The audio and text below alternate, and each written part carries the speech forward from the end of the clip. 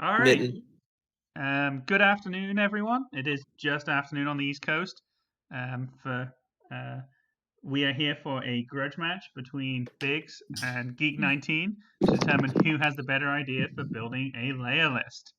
Notwithstanding the fact that the other four of us on this channel right now, who will be joining me for the commentary, both agree that the fact that it's a Leia list to begin with suggests that it's not a good list at all. So that's five. That's five of you that agree. Sorry, of course, because Biggs does actually agree with us. So right now with me, I have Justin, I have James, I have John, and also have I missed Matthew and Biggs. So does anyone want to go ahead and introduce themselves? Hi, I'm James, otherwise known as Irish Madcat, and occasionally I post in the Battle Report channel or throw a video together, but not for a while. I'm Ras Proteus, Justin Rasmussen. I guess I just hang out a lot. I play a lot on Vassal. I'm Matt Ansley, otherwise known as Gillid Playin, and I'm here to join the, what did you say? What did you call it, Big Statler and Waldorf routine? Yep. So I'm Biggs. You may know me from such things as Biggs and Schmitty's Unnamed Armada podcast, or the Steel Strategy blog, or TOing big dumb 24-hour Vassal tournaments, or the Vassal World Cup. Yeah. Oh, and I guess I'm Geek19, the proud Leia player, and the reason we're doing this whole thing. So I also write a blog. Damn it! Darn it! a much more prolific blog than mine these days. I mean, I appreciate your guys' podcast, so there is that. Your latest one had a really great special guest. I feel he made the episode. Do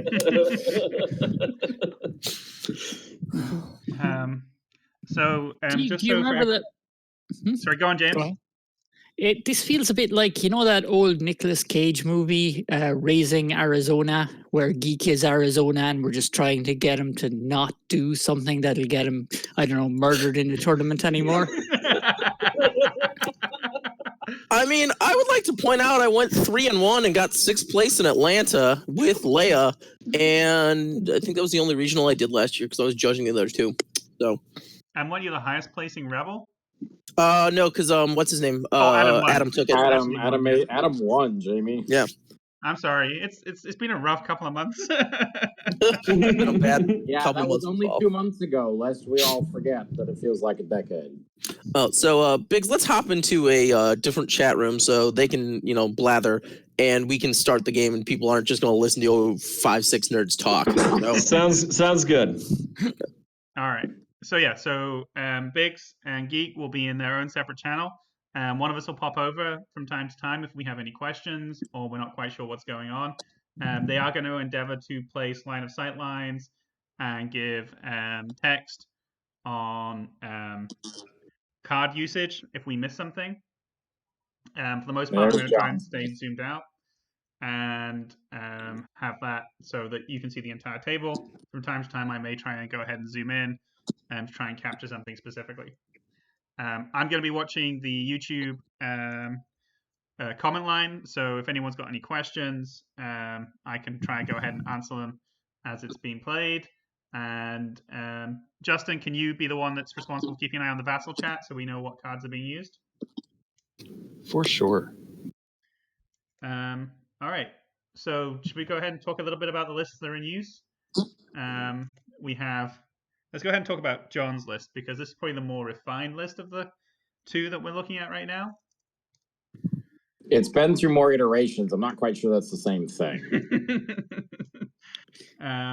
So John is running an Assault Frigate Mk.II with Leia, boarding troopers, linked Turbolaser turrets, a skilled first officer in the event that he needs to make a quick change to his order stack, and to keep everything alive, an ECM. He has a Yavaris Neb B with fighter coordination team, and he has a Jaina's Light with TRCs, and then a GR75 with Torrent and BCC. I will note I did actually play against this list yesterday, so we'd give him a bit of practice against the Starhawk. It has gone through a major change when he forgot where he had placed Torrent during deployment and never got to use her once during the entire game. Okay. Yes, and I'd like to add that one of the things that he really likes to do is vary up what does the squadron commands. He really likes to be able to command 2 squads from his CR90s. Which is effectively a GR before everybody in the various chats starts poo-pooing the idea. Without Leia, that's just a GR. Is it the best thing you can do with it? That's an open question, but... At the right time and the right place, but I mean, this is the thing. Like, it just seems like Yavaris and Jaina's Light are proving that even if you piss away 30 points, they'll still do work. Well, I do want to point out that it is nice to be able to get a parting squadron shot from the CR90 on its way out of the combat, especially once your forces start to get pared down a little bit. It really does make a difference compared to something like a concentrate fire or a navigate when you're already leaving anyway. Oh, I'm not trying to bash the idea. I've had that CR90 in previous games that he had strategic. I've had the CR90 just be like, oh, we're playing Intel Sweep. Oh, we're playing Salvage Run. VCXs. Go win the objective for me. We'll worry about everything else later. And that is... It's a bit of a shock the first time you see it, and then you go, oh, that is a really intelligent play. Okay, never mind. So his squad ball, let's talk a little bit about that. So he actually has Nora, which some of those of you who have talked more frequently with Truthiness knows he doesn't have a good run with her. 2 X-Wings. Games with no procs, or is it 14 now? 2 X-Wings and Biggs for protection. Gold Squadron, because I will agree, Gold Squadron is always good. 2 B-Wings and Jan Oars to let it all keep on moving around no matter what. Yeah, I mean, I think we can all agree that the B-Wings are really solid with Nora. So is Gold Squadron. BCC X-Wings are a thing.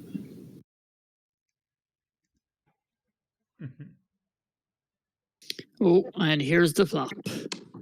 So, I'm also going to be supplying some commentary from other people who messaged me privately. A certain unnamed Brit just messaged me, quote, I thought we had established Command 1 was Leia's hotspot. Well, warm spot. And... Not so much, I'm sorry, I don't want to speak over you, but not so much Command 1 as reliable commands, I would say. And I think I would agree with that. Can we get someone just to confirm who's first player? It looks like first player is Biggs, but I'm not. Hang on, I'll deal with that, Jamie. Give me 2 seconds. I just got to open a channel. I think we'll know in just a second whoever places first. So let's go ahead and talk about Bigg's list. And the objective does look like it is Rift Ambush. Given that it's on that side of the board, it probably is Biggs, but... Biggs is first player. Okay. And that's John's Rift Ambush. Which I think is what you guys played yesterday, isn't it, Jamie? No, we were doing Volatile Deposits, which didn't really work out well for him. Oh, no, he did. No, John played Rift Ambush earlier this week. We were discussing that.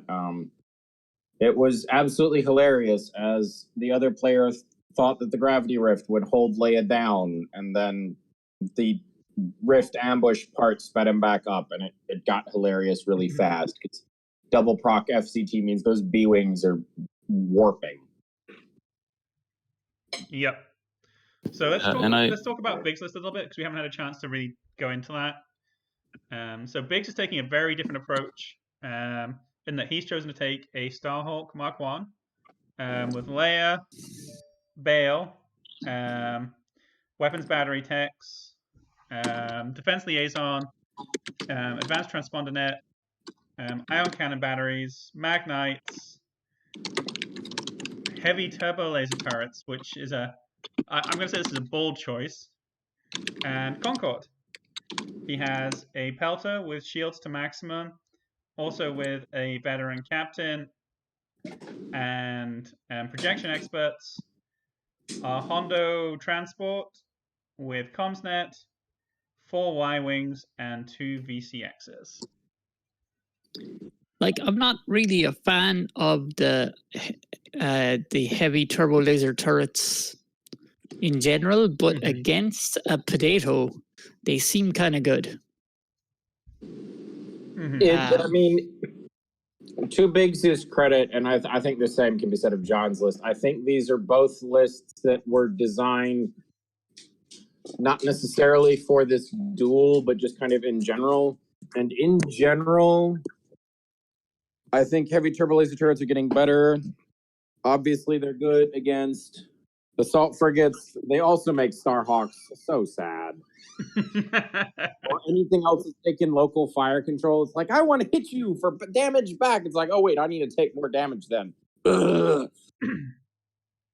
do like the idea, especially when you have some salvos coming back. You can't brace the salvo and redirect them, so you're guaranteed hopefully to do a couple points of damage, even if you don't get an otherwise good shot. I think this is also another point of reliable commands with Leia, rather than perhaps Command 1, where he will reliably be repairing. My biggest concern is that with the ATN Y-wings, he's going to end up running over them, and they will be a lot less effective in that. Well, how quickly do we think Geek's ball will get through the ATNs? Because that's a lot of hull. And he doesn't have a lot of firepower to do it with.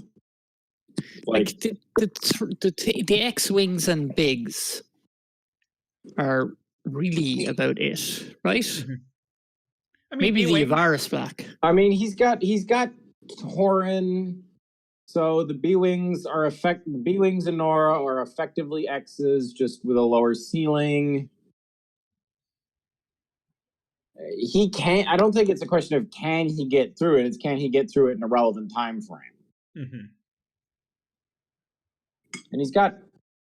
If Torin doesn't go splat in the first, 90 seconds, that she is prone to doing. You know, this is interesting because it kind of looks to me like he's encouraging Biggs to deploy on the clear side of the board, which is sort of the opposite of what I would be doing. I would want to try to fit my small and medium ships through those obstacles effectively and force them to deal with it. Then you have a very predictable path is the only problem. Like if you are trying to thread the needle, he probably knows where you're going, right? Yeah, and there's also the whole trying to drag a hawk onto those rocks. Well, you might, but how many rocks are you gonna hit? I think the hope would be fewer. Or that the asteroid that the hawk hits is projector misaligned. We know from history that ISDs don't like that. And effectively, the Hawk is a variant on the ISD in terms of how you approach its use. Much more of a double arcing ship than the ISD is, but still that heavy punch front up. Well, normally I'd agree, but with the focus of Biggs' list on repairing, is even a projector misaligned if combat isn't already joined at that stage that much of a concern? Like if the plan is if he hits it on turn 2 and then gets off it, then he may actually be able to jump over it. And Hawks, I don't know, there's something about how Hawks maneuver that to me always seem far more maneuverable than you ever think they have a right to do. Maybe that's just me, but sometimes I just think Hawks, just the way they turn, sometimes you're just not expecting it. Maybe it's the size of the model just tricks your brain into thinking this yoke's slow, it can't turn. Oh wait, it's in my back arc. How the hell did that happen? Nope, I agree. I was on when I played Intel Officer Luke again. It doesn't feel like almost 3 months ago, but it was. I was surprised when his Starhawk at the otherwise unremarkable speed 2 just kind of motored around my Onager and Simoon's front arc, and all of a sudden was in their side, and it's just like, well, how did that monstrosity get all the way over there? And I do want to just mention that there are a lot worse crits for the Starhawk than projector missile, and especially this one. Yeah. Half your engineering value will be pretty catastrophic. Yeah, power failure. That's the one I was just looking up to make sure I had the right name. Power failure would be bad. How does... Hang on, let me read Leia's text. Anybody know how that would interact with life support failure? Oh, okay. So Leia's another as-if token. She doesn't create a token, so you're fine. Yeah, I think a long time ago the consensus was we don't need to penalize Leia any further. That's suggesting that, yeah. That's suggesting they made that decision before they ever brought her out. I mean, I don't think there was too much thought in testing that points cost. I mean, that points cost is somewhat of a legacy of the flotilla nerf, where you could run a Leia list with 4 or 5 flotillas, each one of which is basically could theoretically push even 4 squadrons with just one command. Just an update from the game. Biggs has chosen round 1 for Bale. Now that's something that I think there was some commentary in one of the games that I played about choosing a later round for that. It was always my preference. Well, if he's setting up the liaison, I think, which you didn't have, Justin. Yeah, that is true. Plus, it's got 4 command slots on a Starhawk. So if he needs a command come turn 3, which isn't unreasonable. Oh, look, Yavaris thought the better of coming out at speed 3. Well, that would be what is classified as a bold choice. He is very, very much lining that up to get the double FCT tap on that. Yeah. Oh, he's going to do that that's twice. Grand. I mean, the thing is, cloud, and the Starhawk's going to have an epic sad. Well, the Geek does have a choice. Where's he sending his squadrons? Does he send them after the Hawk? If he does, a couple of Y-wings directed into the side of Yavaris. If it's unsupported, we'll kill it in, 2 rounds?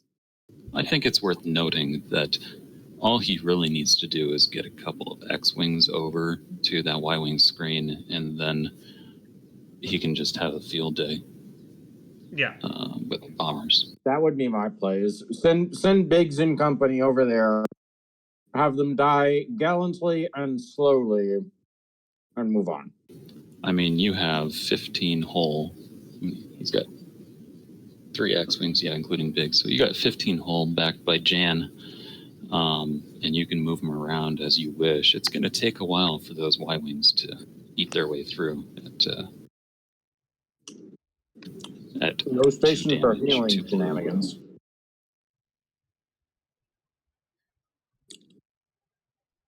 I mean, assuming that all 4 of them don't do 2 damage, Jan's brace should be pretty lightly used. Does Biggs have Tauren? I don't think he did. No, he doesn't.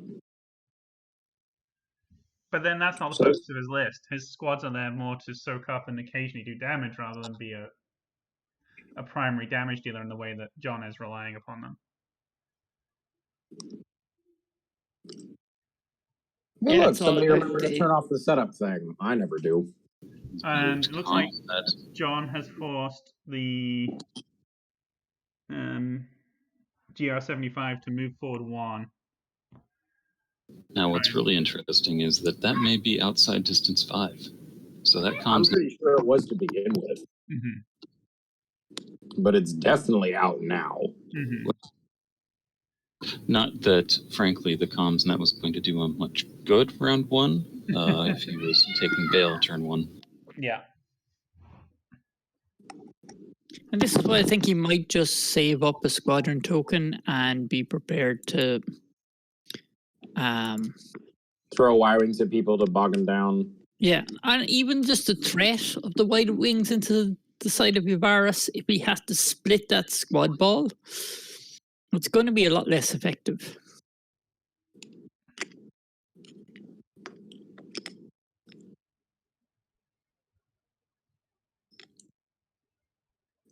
If I'm Biggs, well, for starters, if I'm Biggs, I'm not playing a Leia game. But we can't just say if I was playing this, I'd be playing something completely different. I think that misses the entire point of this show. Yeah, I mean the main goal is do you have to go? I mean, can you effectively use Leia instead of trying to take a maximum advantage of her as the squad pusher? Does she work better as a doctor, ensuring that your tank can keep on healing up? So,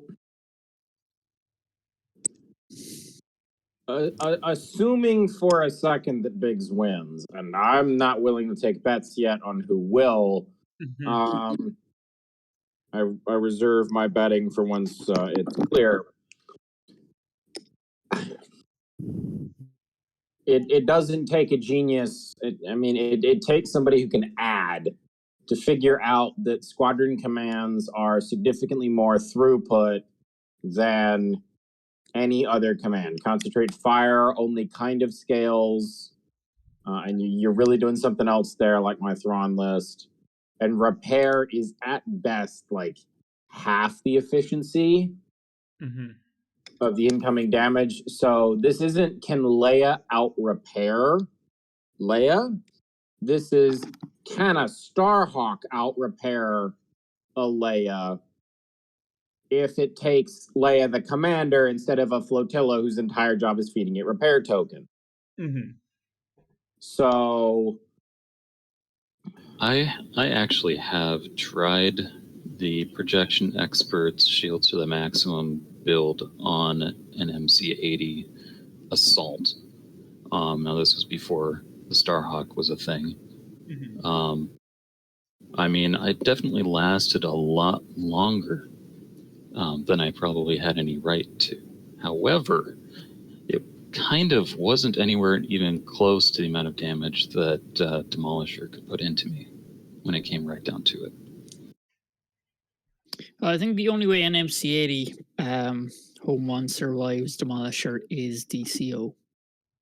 I feel that's the best way of surviving that shite. I don't think there's a better word for what Demolisher does to people. I mean, and that's the other thing too, is that STM here, he's only going to get it on the heart. If the Pelta's using Leia, it's net, it moves 2 shields. Okay, there's Leia's token. And then you remember this is the only small with repair 4, so it just gets them back and is done with it. So I worry about the token generation. The flotilla does exactly what I expected. Speed 2, 90-degree turn. A trick that John has used on me more than once. Yeah, it's still mostly out of this fight.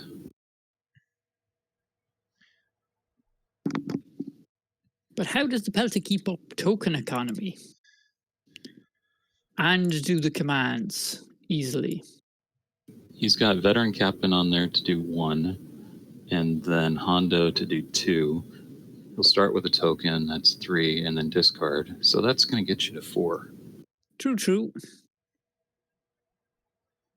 But it feels like you could probably do more of this with a second flotilla rather than to achieve the same effect. I mean, I am actually very interested in this list that Biggs is running. It really appeals to my sense of let's build a points fortress and just keep it alive. Mm-hmm. I would love to see it with like QLT instead of ATN, and maybe give up on the Y-wing shield, so to speak. Although I know that's very popular, particularly among some of the people in this discussion these days. Apparently, Biggs is not the only one with connection issues.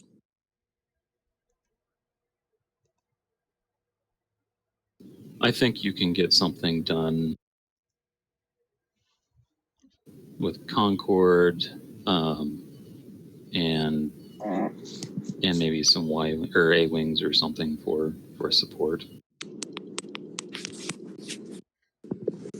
Because to me, it's not so much about killing your opponent, or I shouldn't say, it's not about keeping them from attacking you. It's about taking out the key squads. And with a salvo or 2 and 2 QLTs boosted by Torin, I really think that you could do a pretty decent number on somebody like Merrick and just kind of remove him from the equation a bit. And we see Geek here doing exactly what we were talking about. Gravity Rift slingshot remains good, ladies and gentlemen, as the B-Wings go faster than they ever have before. I mean, the one thing to bear in mind now is, though, that Neb is effectively now at speed 1. It's not going to be able to do it twice unless he's got a nav command dialed in to jump up to speed 2 next turn. I think he's got that planned out. He's got the nav token to go up to effectively speed 2. Or I should say effectively speed 1.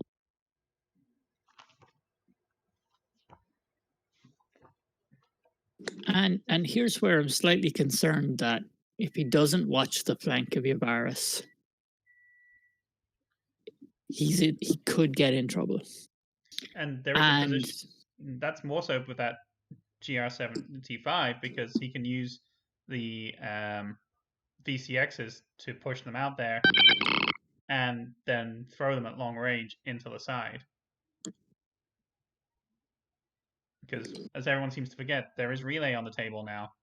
Because VCXs don't get as much use out of that, I think, as you do with Gendon, because of the difference in relay 1 versus relay 2. But that means that they can pretty effectively cut the corner here. The VCXs fly to wherever the edge of medium range on that GR is. I don't know where that is. And then the Y-wings are in front of that, and I'm willing to bet that if the Y-wings had to get into range of the GR, they could probably cut it close to being able to bomb Yavaris round 2, but they can definitely do it now. My billion-dollar question is, what in the world is Jaina's Lights going to do? Maybe hunt down that GR75, but... Is that an effective use of your points? It'll draw the Y-wings off of Yavaris. I'd just rather kill Yavaris. I would quite happily trade Yavaris for a GR75. I think that the one thing it's going to do more than anything else this game is serve as an additional activation. That's probably the biggest value.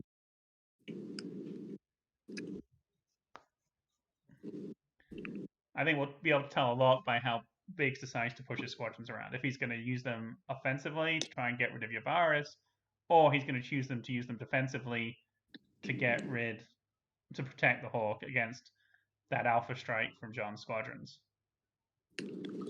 And that's going to be the other challenge, is if the Y-wings, to get 2 Y-wings on Yavaris, he's got to commit 4 squadrons to be sure he's going to get that off.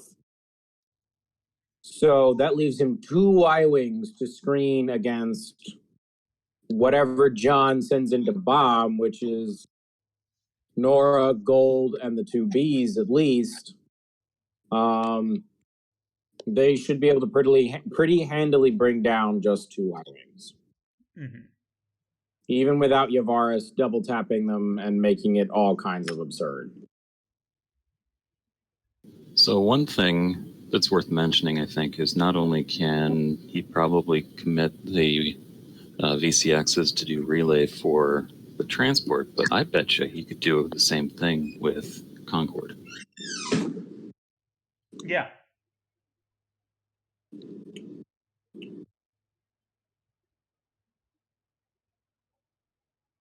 The challenge, I think, is if he sets up for one, he's going to give up being able to set up for the other.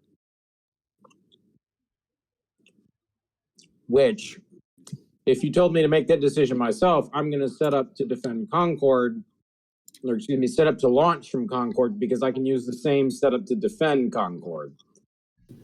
Yeah, and the 3+ token out of Concord has a lot better chance of killing Yavaris than 2+1 out of the transport.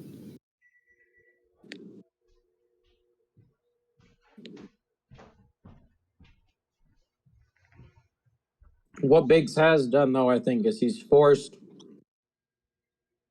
He is forcing us to discover if a Starhawk is stronger than Leia powered squadrons, because John is going to struggle to get the in an alternate universe, there could have been a setup where the Pelta is exposed, John picks off the Pelta and runs away into the sunset. Mm-hmm. But there's that gigantic monstrosity of a ship in the way.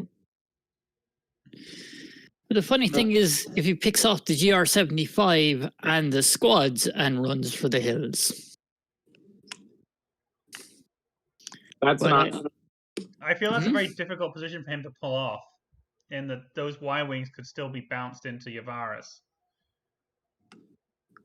I feel like where he is, there's a risk of the Assault Frigate getting picked off as well by both the Pelta and the Starhawk trying to tag team it. I'm glad that's not my Assault Frigate. How about that? Yeah. He's going speed 1 though, so is he trying to pull him in? No, Yes. he's doing the Leia trick where he's going to have a nav first round and go up to speed 3 if he wants it. Ah. Yep. And that goes back to that whole reliable commands, is the Assault Frigate is really good at that kind of stunt.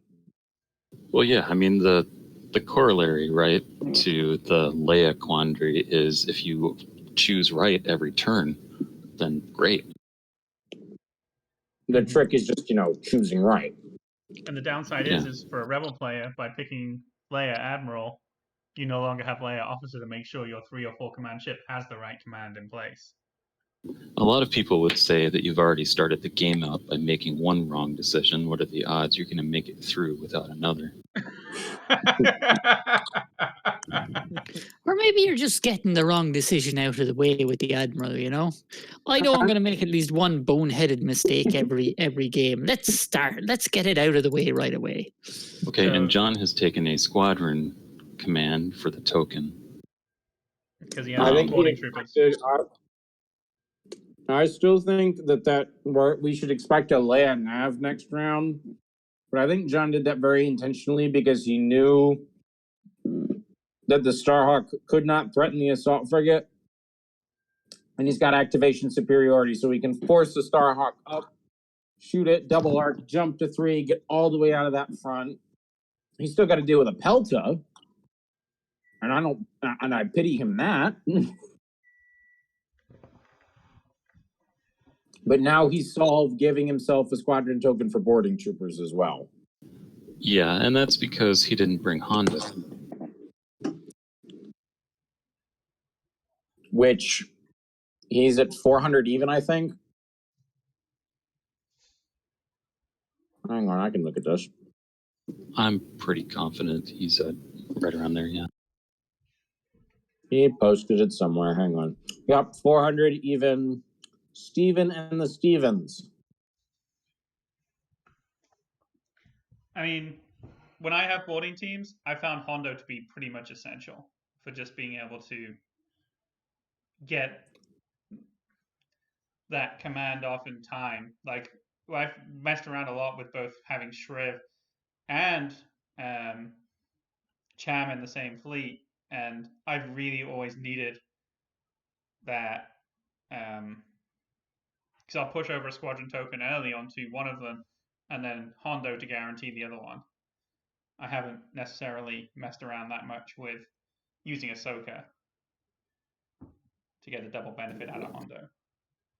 Yeah, well, I mean, the one thing that we can agree, I think, is that even though he was able to safely take the squadron command for a token turn one, he probably would have preferred not having to. Mm-hmm. Well, is this one of the big problems with the Leia list? Is the amount of token control that rebels have, and none of it is any use, and you invalidate so many cards that that rebels depend on, rely on, and use to get that flexibility. Okay, so we're staying at speed 2. I was a little bit worried about what his plan was with the tool all the way out speed 4. I had just kind of accepted that Yavaris was about to lose its front bumper.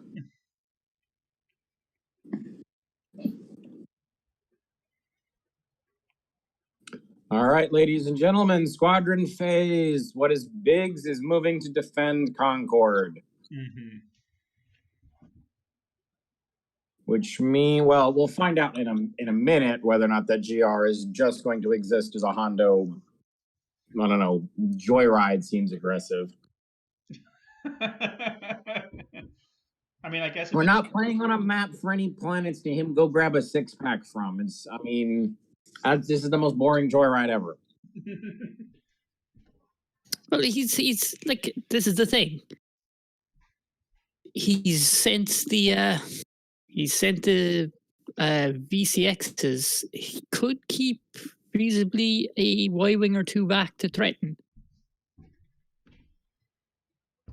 Like, depends how much hull he thinks he needs to keep that Hawk alive. Well, and then there's also this whole that Assault Frigate can run in and kindly ask the Hawk to exhaust it. What in the world? This isn't a gate Hawk, which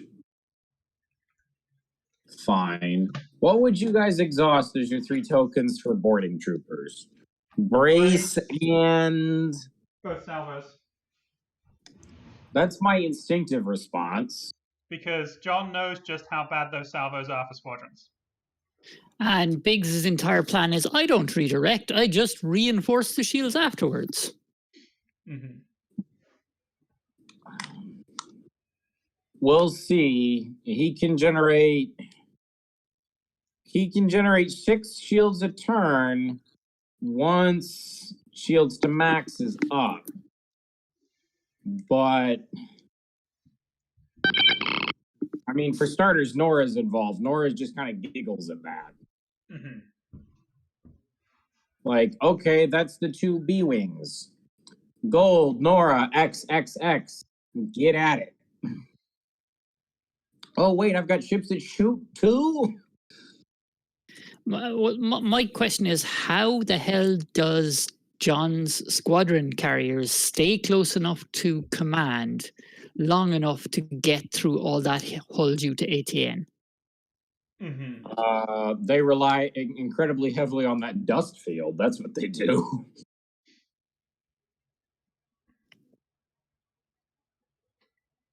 Yavaris is gonna try to give the Hawk the runaround around that dust field And it's going to suck to be BCC because that probably means that it's going to get left following Yavaris around the dust field, but staying on the same side of it as the Hawk. I mean, the thing to bear in mind is it's probably going to be down to speed 2. I don't know. I mean, it's going to be down to speed 0 after it tries to move. I'm not sure if it can get over the far side of the rift.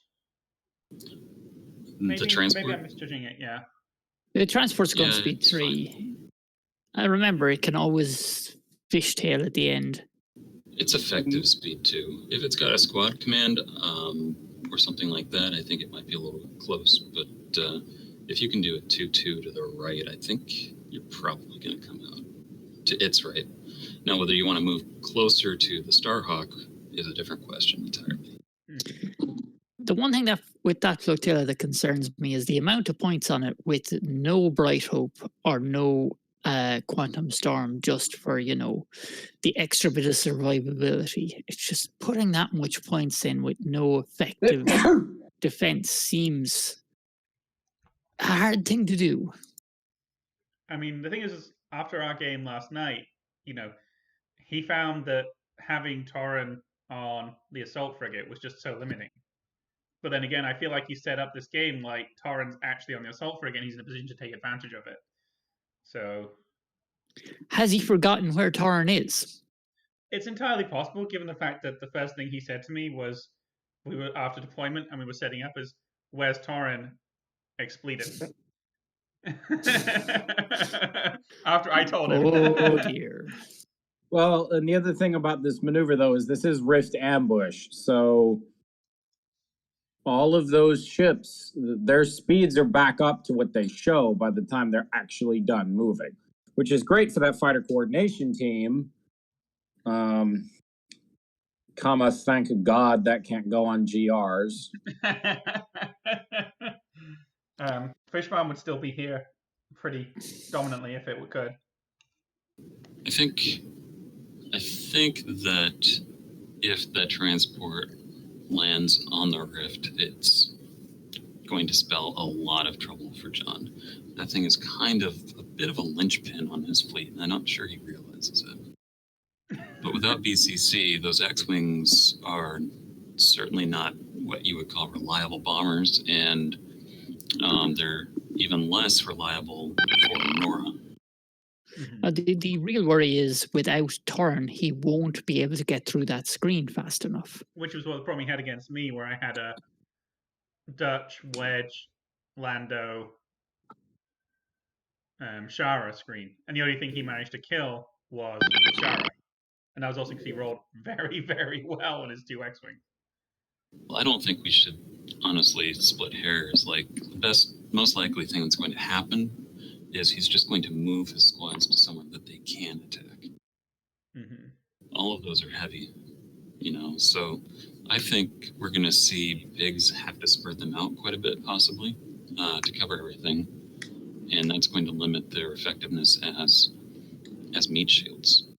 Well, the one thing, they cover a good area. You don't have to be that close to the Hawk. And as well as that, remember, even if it's engaged with heavy, once they're engaged, fighter control team is off the. So then you're. Even with heavy. Yeah. That is true. So and Hondo is running off into the wild blue yonder, ladies and gentlemen. Although it's a bit more of a green yonder on that side of the map. Maybe green pasture, something like that. I don't remember the line. Greener pastures on the other side of the hyperspace jump, where you're not playing Leia. The rift is. Are you saying that the rift is greener on the other side? This is the Garm Rift, where if you go through it, you get to go play Garm. Is that it? Is that what we're saying?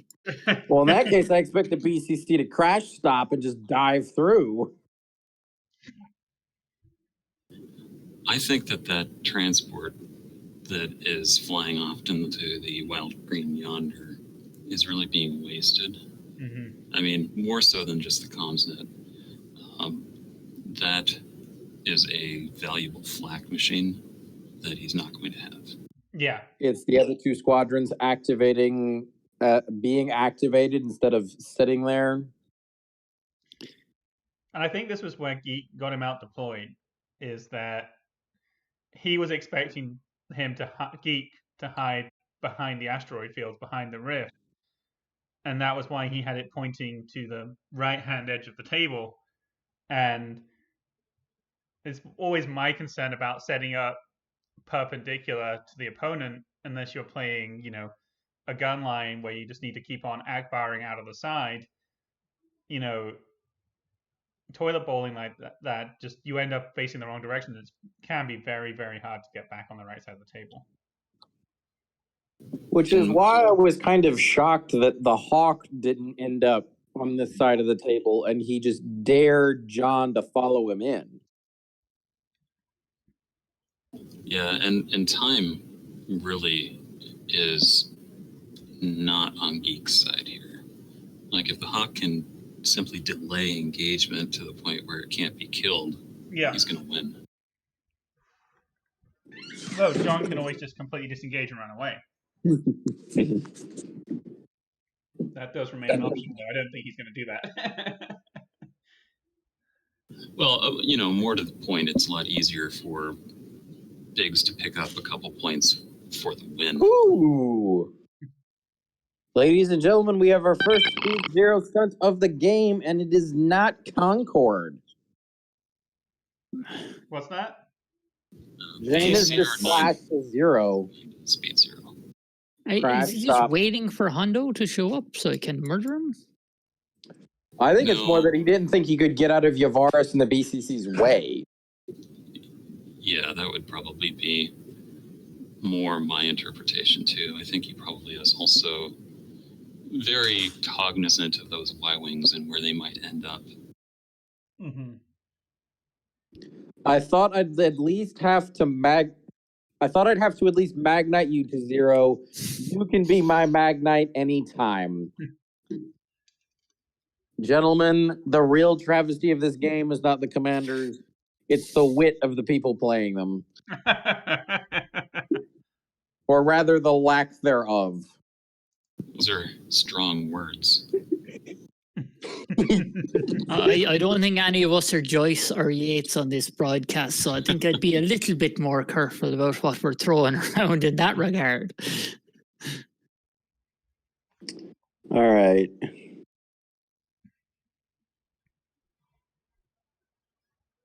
What is going on here? I'm not sure. Oh, the Pelta has decided that discretion is the better part of valor. Famous last words is somebody who was executed like a day later. Which everybody forgets every time they bring up that line. Wait, where did the quote originally come from?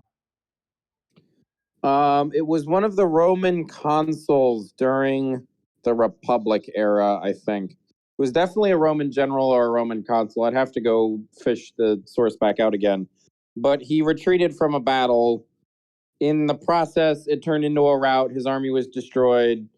He returned to his higher command post, and it must have been a general because a consul wouldn't have been executed for this.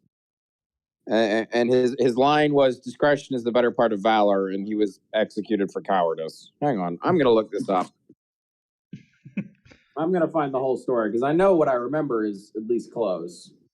Welcome to the Always Be Navigating channel, where the discussion will either veer into history and you'll learn something, or a discussion of my cat's bowels. I'm getting it as a quote by John Falstaff in Henry IV, Part 1. Maybe that's... all right, this is...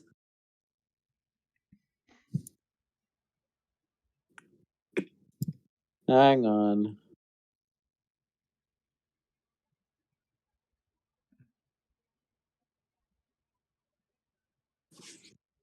That is coming up. Hang on. I'll look. Y'all continue to... Oh, so Yavaris has chosen to not squadron, but navigate this time. Saw that coming.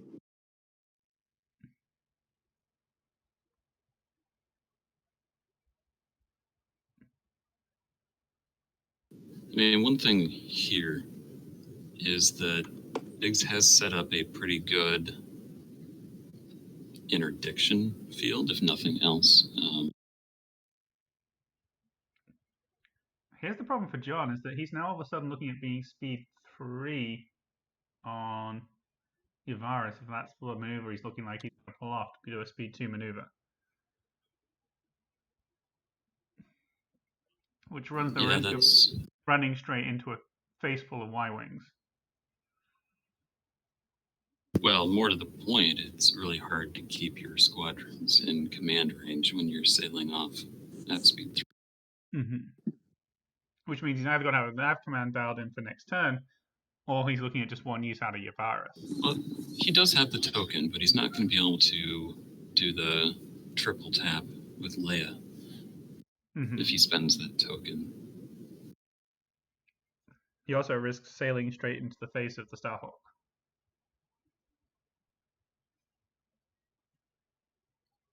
Yeah, because Biggs is first player here.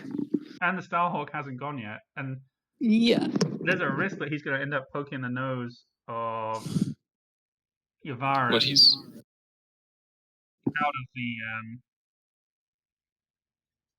he's looking at right now, he's trying to determine if he's going to be on the near side of that dust cloud or the far side after this maneuver.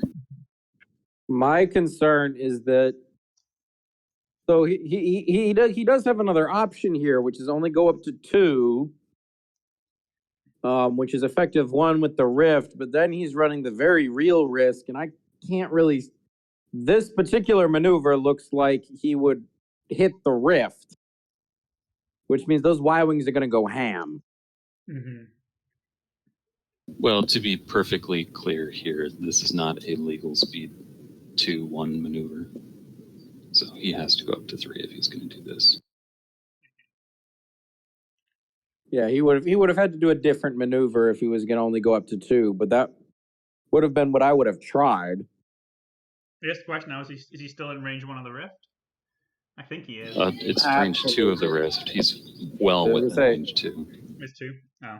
Yeah, rift ambush is 2. He needs to be as farther, almost as far away as the CR90 is, and I do genuinely mean like 80%. Blah, blah, blah, blah, blah, blah. Special rule at distance 1 to 2. Yep.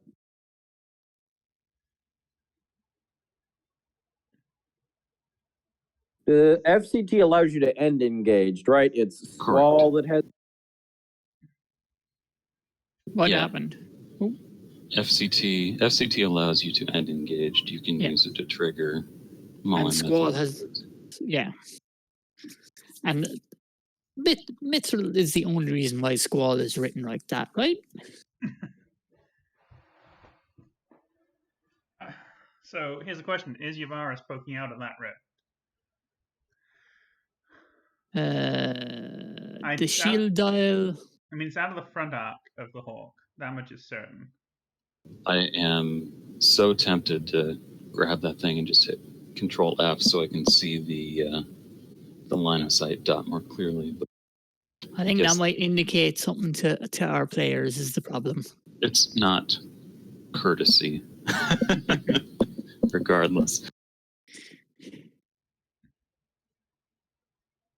Now, whether the Concord with a nav command can sort of slingshot his way into a double arc on Yavaris and wipe him out beginning of next turn, that's a different question now, isn't it? But that does mean then that he's going to sacrifice going for the Assault Frigate. But then again, this is also a ship that doesn't really care so much about landing on the rift, because it can still spend at least 1 defense token while at speed 0. And like, what is the Assault Frigate by itself doing to the Hawk? Can it stick around close enough to the squads? Yeah. The Assault Frigate is going to take more damage from salvo than he will do. Particularly if he does go for the boarding troopers stratagem. Yeah. And gets himself in close range. If the Hawk goes hard right, I think you send I think if it becomes clear that the assault frigate can actually contribute to the Hawk, you have it shoot at it. Otherwise, But you you said stick it after on the the- Pelta. Yeah. You stick it on the Pelta, you have boarding troopers take away all of its tokens, you jump over it, you murder it, you finish murdering it next round. Is this a Paragon? This is not Paragon. No, there's too many points. It never fails to amaze me how much stuff John manages to fit in a list. My super scientific straight edge, yeah, that is actually not obstructed, is it? No. Depends on the shield dial. The shield dial is obstructing the dust cloud. Well, yeah, it comes back to what did we never settled that question. Karnak came up with his answer to that question, but I don't think it was ever settled. I mean, it's vaguely a moot point right now. It's 2 red. Yeah, out the side, Yavaris just, is like, oh, you rolled 1 hit because reds evade.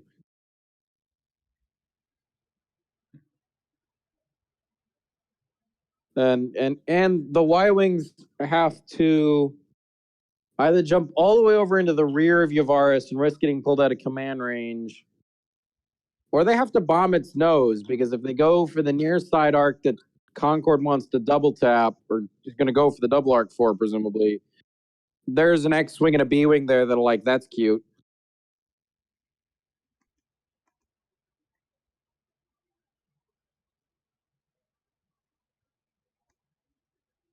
All right, Y-wing number 1, where's it going?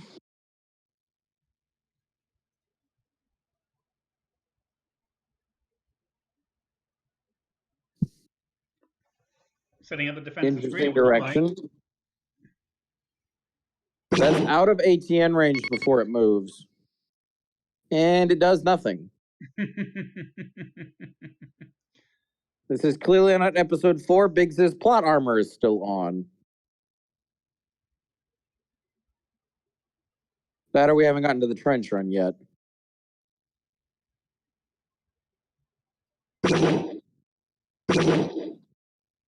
Biggs, what are you shooting at?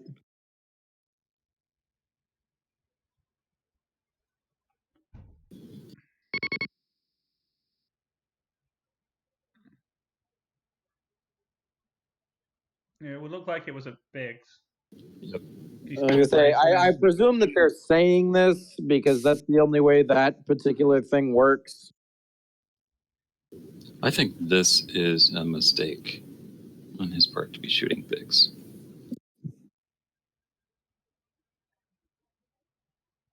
I've done the math a couple of times. Whether or not it's a better idea to shoot at Biggs or to shoot at his friends comes down to what you're playing and what you're assuming that you can do. Well, I mean, this would have been 5 damage to that X-wing that he could only pass. Oh, you're saying because Jen isn't around? Yeah. Yeah. Mm-hmm. Yeah, he's effectively done. He's done 3 damage, of which only 1 is actually matters to each X. So, yeah, you're right. That would be a dead X.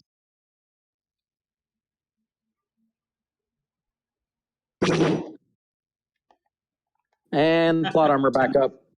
We got our attention from the hits. Back up. Plot armor back up. Well, also here we see the issue with not bringing Torin in a Y-wing list. Or ruthless. Or flight controllers. Yeah. Something. You don't need Torin, but you need something. That X on the side is actually double arced. So it'll eat 2 blue because this is a Mark 1. Mm-hmm. And he gets rerolls because they're engaged. Does he? Oh no, it's not. That is It's the not. other It's time. not. I'm thinking about my Yeah, list this is- yesterday. Yeah, so this is Concord, not Unity, Jamie. Yep, just go ahead and roll them both.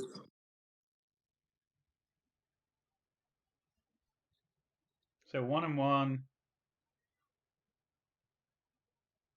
I think you have each of the generics eat 1. Yeah. Sucky as it is. Yep. Leave the guy with the brace tokens to do what he can. So now I think, wait, no, never mind. Biggs is first player. Never mind. So he's kind of lined up his Y-wings in a way that's going to make it hard for him to make an attack pass on your bars. Oh, they're stuck. They're all, the only one that's not stuck is the one that didn't activate that's halfway back to his side of the board. That's a lot of clicks. And an interesting side of the ship to be doing it on. He is not going for the double arc on Yav. That'll set him up to take out the BCC, probably. Maybe. That or he's going for the Assault Frigate, because that's 130 points of, that's only really a cruiser. Or something along those lines. How much is this Assault Frigate? I think the 128. points cost of most assault frigates right now is way too much. I'm not going to disagree with that. The problem with the Assault Frigate right now is it's got a bunch of stuff it wants to take, but all of the stuff it wants to take also wants it to take everything else. So, like, you take local fire control, it's like, all right, well, now I want LTT, so my salvo does anything. And then you're going to want to take ECM, so you can actually salvo. And then, oh, look, this is now a 90-point ship, damn it. Mm-hmm. It's Yeah, my I ongoing believe problem that- with the Assault Frigate. It's just, it tries to do everything, but does nothing really well. And I know that John disagrees with me heartily about this. His point of view is that because it can do everything, you can put it in a list and then at different points take advantage of each of those everythings. So what got Magnited up to speed 2? That was John. John's flotilla got he cut is- down to 2. So that means it's Yes. definitely So going it's to be landing on the effective rep. speed 1. Assuming he doesn't have a nav command, but yeah. I think that was a very good call. Mm. Biggs.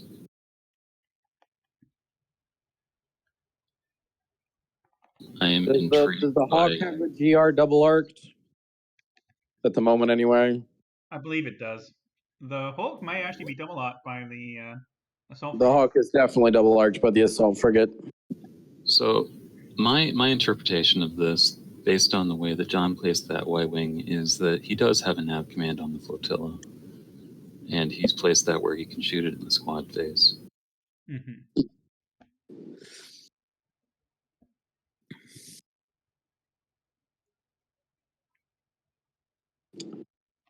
That, or he's got... Or he doesn't care. or the alternative is that he doesn't think he can activate all of his squadrons this round, and he's setting it up so the ones he can't activate will have a valid target. That's Yep.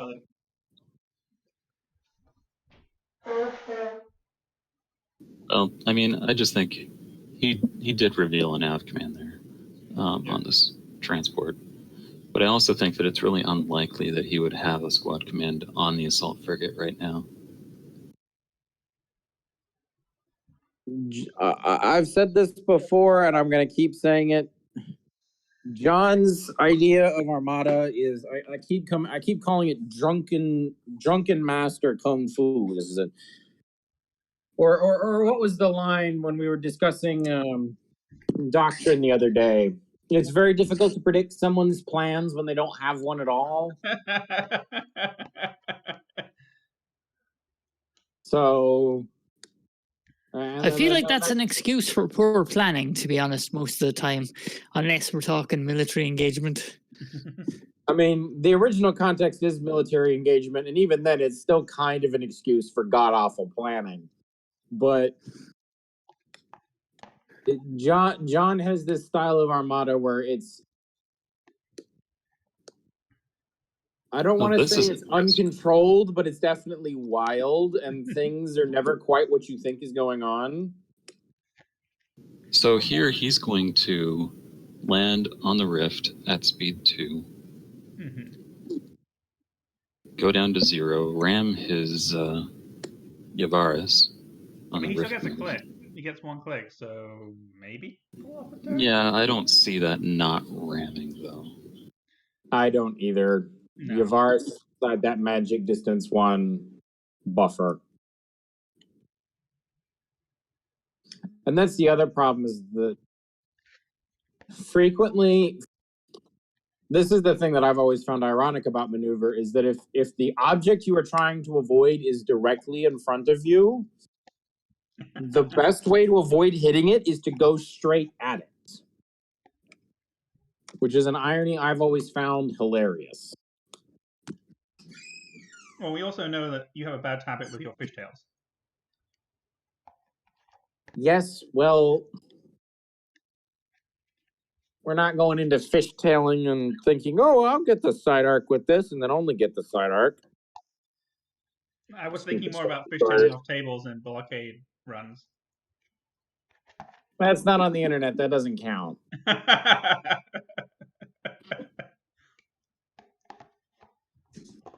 I also have only played that list a handful of times since. I don't think ever again in that original form.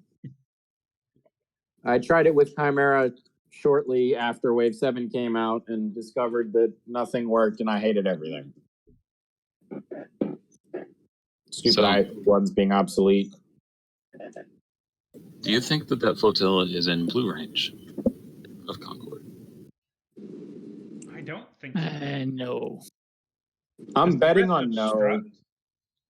It does obstruct, right? Yeah, it does. It's been a while since I've had to actually think about that. Maybe that's why he decided to stay on it. Because then he's only eating 1 red dice out of the side of the Hawk. Which at best does 1 more hull damage. Biggs has said there's a small card problem with the damage decks. He hasn't elaborated yet, but I think that's what's taking a minute. Someone draw from the wrong damage deck. If I had to guess, somebody perhaps has joined as observer? I'm observer. I'm observer. No, I I'm mean observer. Geek or Biggs may have. That's the traditional issue I have with damage decks, is I've joined as not a player, but as the observer. Oh, yeah. There's only 1 in each deck, is what he says. One of them's not a player. That, or they're trying to open the deck that isn't theirs. Mm-hmm. No, they are, in fact, there are 2 players in this game. Can you see who the players are? I cannot.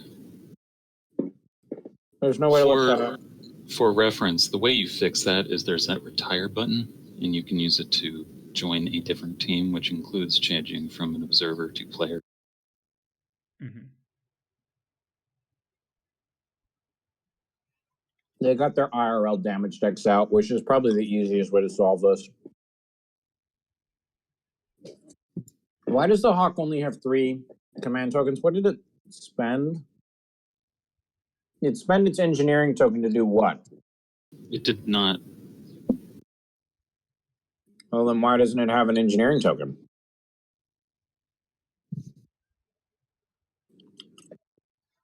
Did it navigate last turn? No, it's It had a squad command. I did not see if it had a repair command token. So I think this is the Assault Frigate firing. Yeah, it is. Hang on, And I'm it's going to get scrolling. back as much as it shoots. Oh no, it's got the accuracy. Oh, yeah, Too bad there are 2 fellows.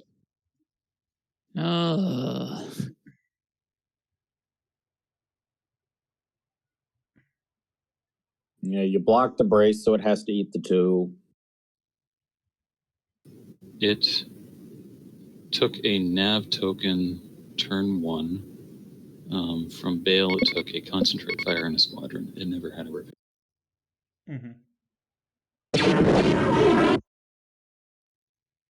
¿Por qué?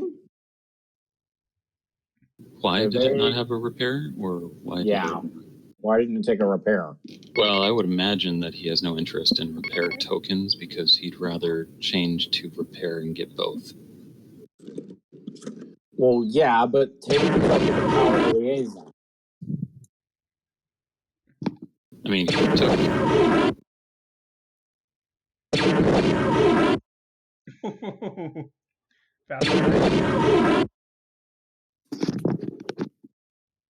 I was going to say, vassal dice? Vassal dice? What are you talking about, vassal dice? That's just reds. Yep. I trust my reds as far as a single fire ant can throw them.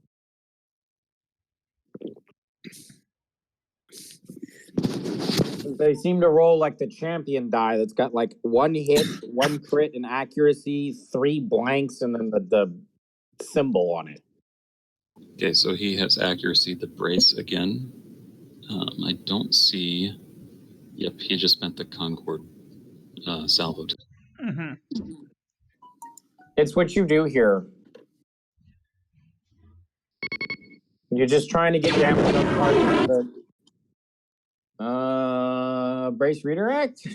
Well, he can't because of HTT. He can, but it's not going to do him as much good. Brace redirect to this situation would. It's just 1. He's going to ditch the evade. I would have braced. Well, okay, so that just tells us that the Assault Frigate has decided that death is a glorious end.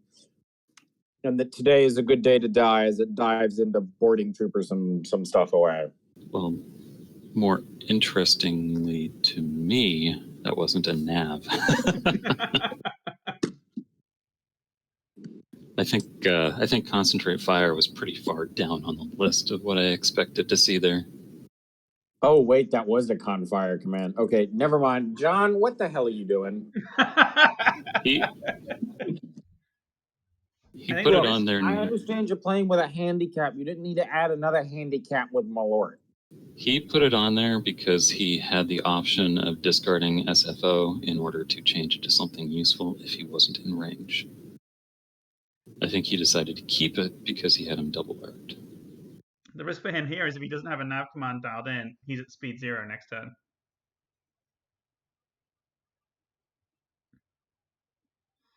Well, whether or not he's going to be at speed 0 next turn and able to get out of it's already been set. Because, command 3 and SFO.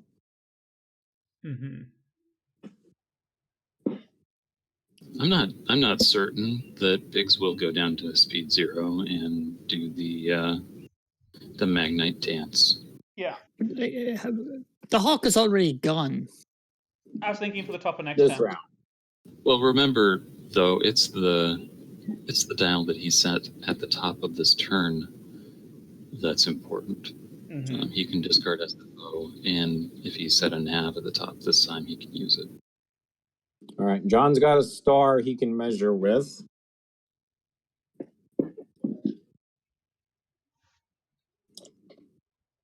Pretty sure it was that one. I'm too busy talking to remember where those lines were. I think I marked the right star in my head. I did.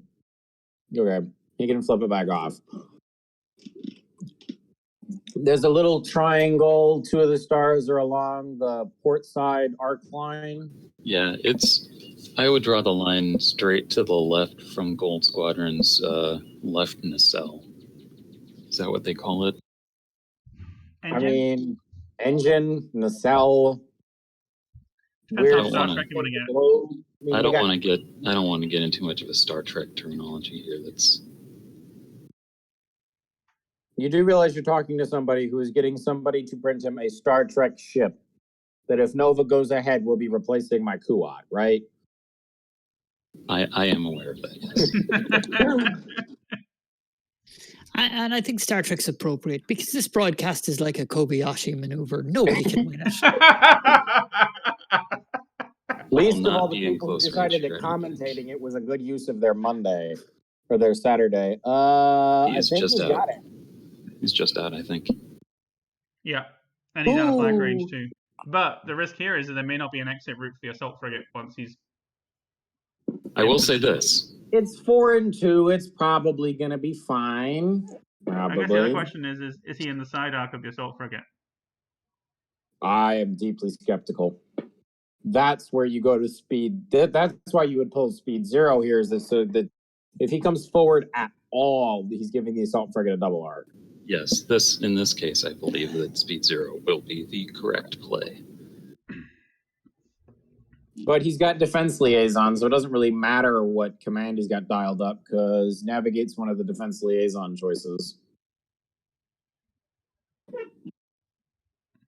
That is for Biggs, not for... Yes, this is for Biggs, for No. the people listening and who are confused. I mean, I guess the question is what does John have dialed in? Someone wants to go take a cheeky look at his... Hope and prayers. If I flip mask dials, does it show everybody or what? Or does it only show me? I'm actually not sure. See, that's why I don't do this when I'm spectating. I think we'd be better off keeping the viewers in suspense as much as possible with this one, just in case We've something already goes horribly discussed, wrong. we all know who's going to win, and we all know who's going to lose. Everybody watching.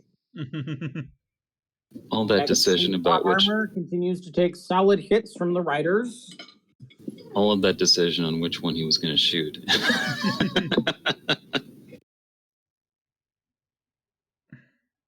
Where is this Y-wing going? Is it diving into the fray? Nope, it is the strategic reserve.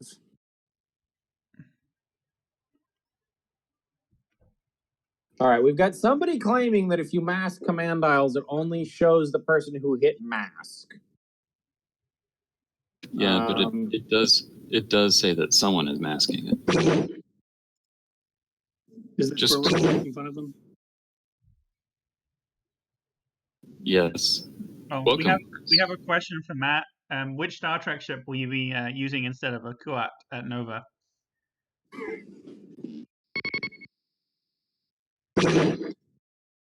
Ow. That's great against the scatter ace. So Matt, Too which bad Star Trek shooting at ship a are you having flying printed? truck. Matt? I don't think that. Was it the Odyssey class? Yeah, it's the Odyssey. The only Star Trek Online ship that's original to that game that I actually think is worth looking at.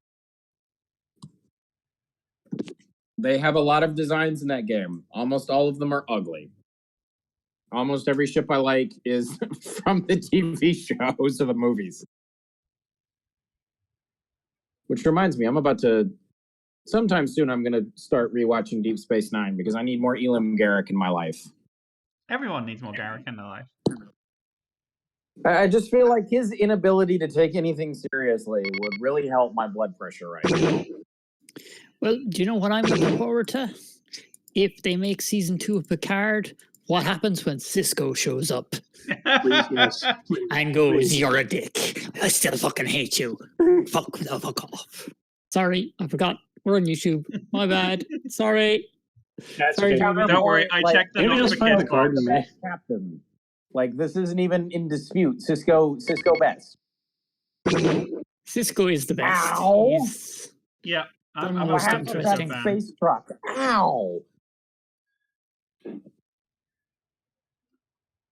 Biggs, can you find it in yourself to shoot straight? Updates in, I don't know, another minute or so. All right, so bring me up to speed. How's this sissy fight going? their squads are all bogged down. No one's dead yet, and the assault frigate is doing interesting things. Salvo. We have Geek measuring to see if he can flak the VCX with his the Yavaris. And I think the answer is no. Flow's Online Truthiness has now joined us. There we go. Down goes the space truck. All right, well, Gentlemen, we taking have an first early blood lead. by Biggs, but not by Biggs. And I believe that's all the ships that can actually attack. I believe so.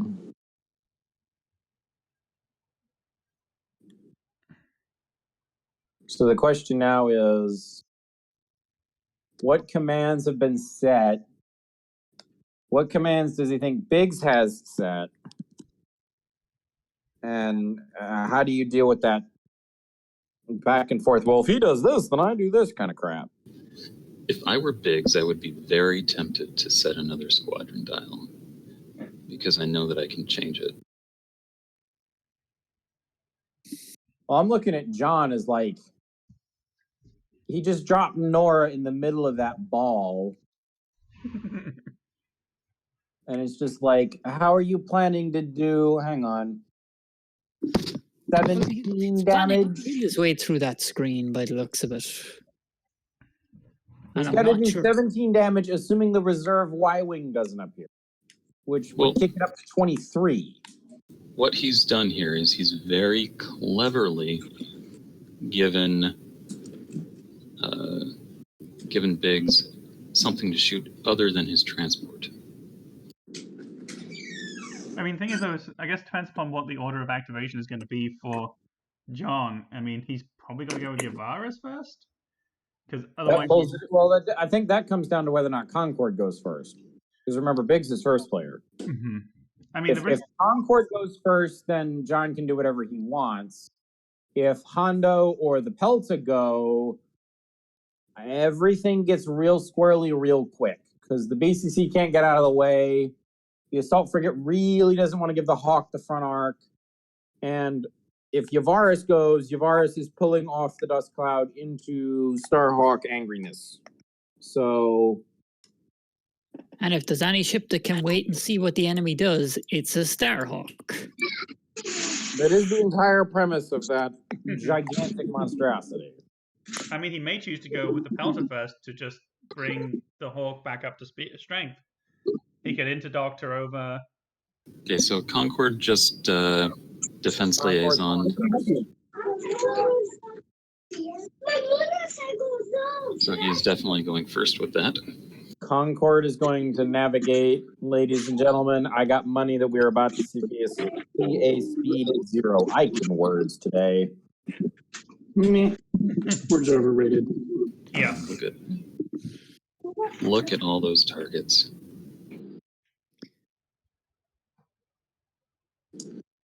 All right, 4 and 2.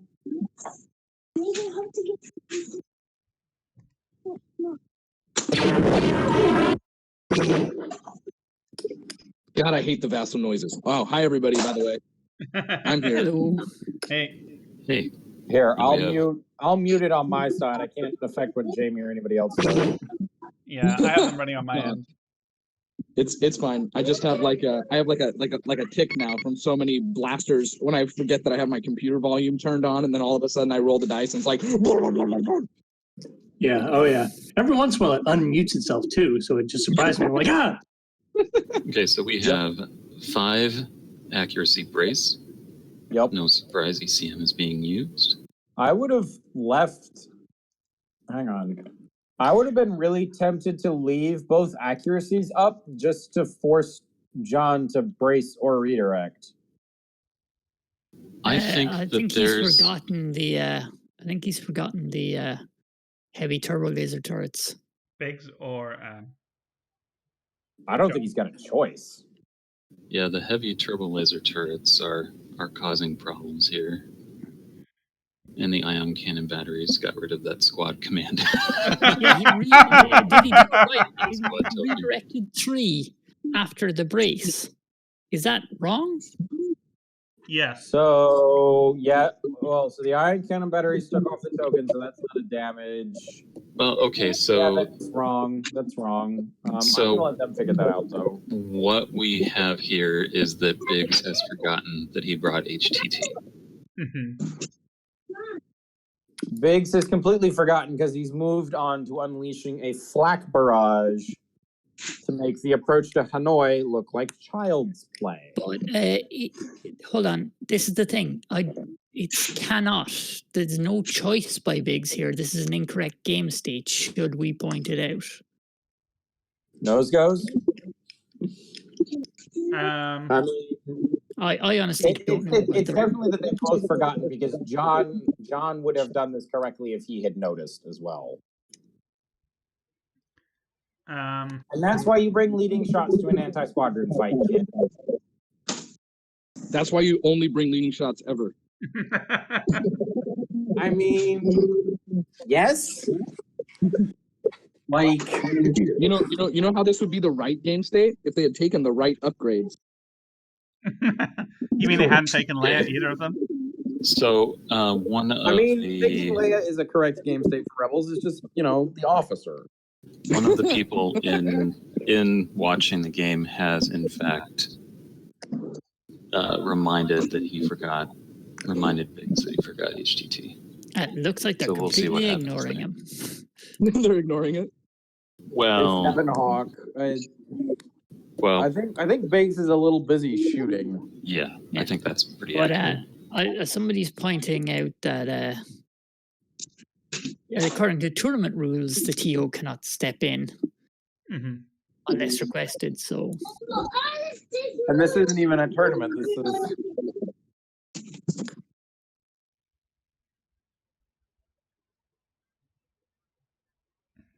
Ladies and gentlemen, the writers have decided we need a little bit of tension, allowing Biggs to hit several of John's bombers, but not too much tension. Those X-Wings were more or less left alone. Clearly, the writers of this episode are biased in favor of Leia over Leia. Or they're questioning the man who didn't take his own namesake in the list. I mean, I think this is mostly a question for Chris. How often does Biggs play Biggs?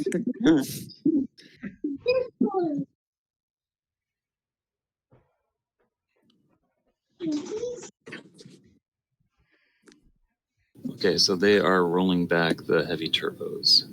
Okay. You are highly competent, John. Rest assured, as you bump the Starhawk.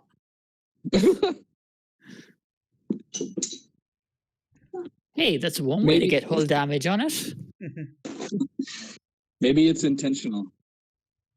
And he is speed zeroing. What is he speed zeroing? He is zeroing the potato.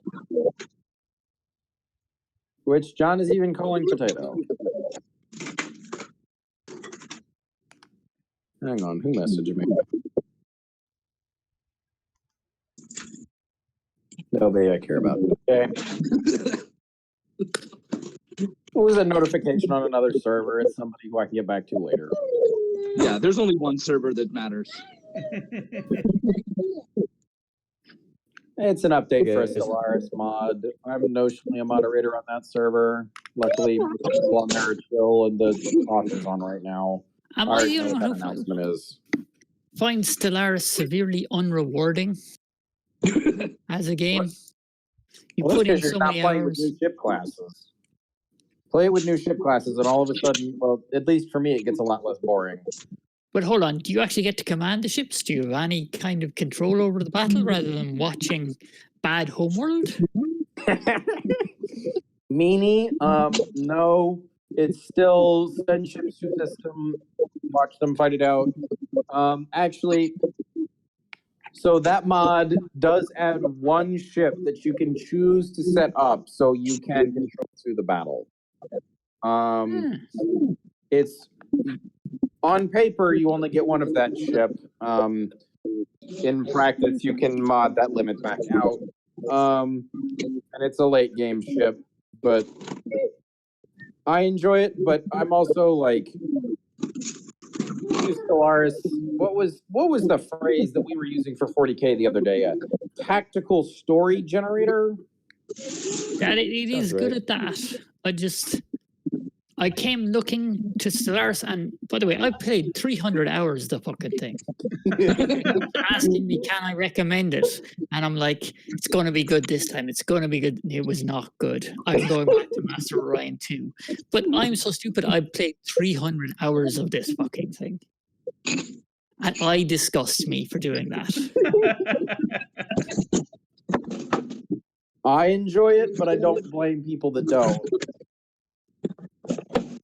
I mean, I have a Alright, very so old that- version on the Xbox, but because it was on Game Pass, but I haven't actually played it yet. Stellaris on the Xbox is so far behind the PC version, I'm not entirely sure I can recommend it. I'm pretty sure the console version is still pre 2.0, which includes a bunch of changes that I strongly prefer. We have Yavaris removing Squadrons. the impediments to bombing very effectively. Yep, that's a dead VCX and a dead Y-wing for 2 of the X's.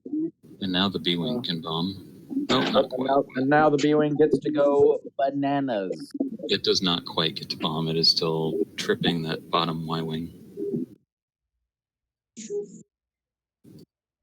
What do you have Nora double tap a fellow Y-wing at this point? What do you do for that? Because he's used the 2 X-wings and the third that's on 2 Hull is... Yeah, I think Jan is the Jan, right. I forgot about Jan. It's And a the perfect problem- role to do it. Yeah, the problem is that Jan doesn't have a good chance of killing it. Which is the whole point. Up. She got half of what she needs. Well, that is true. That's not. Any other activation for the B-wing, for example, can move and doesn't lose the double tap. So when the transport moves or does the squad command with the B-wings, he can move them up just a little bit and be out of. Well, I think he's going to clack it to death. It's obstructed by the cloud. That one's definitely obstructed by the cloud, regardless of how you view the... Starhawk jumps. Picard maneuvers away. Ladies and gentlemen, vassals, such a realistic simulation, we include table bumps.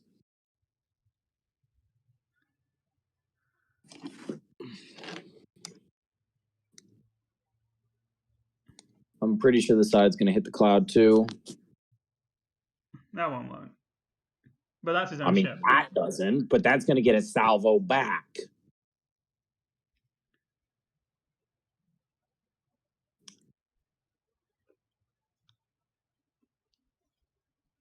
I guess it depends how much damage he rolls in. 2 damage. Better than nothing.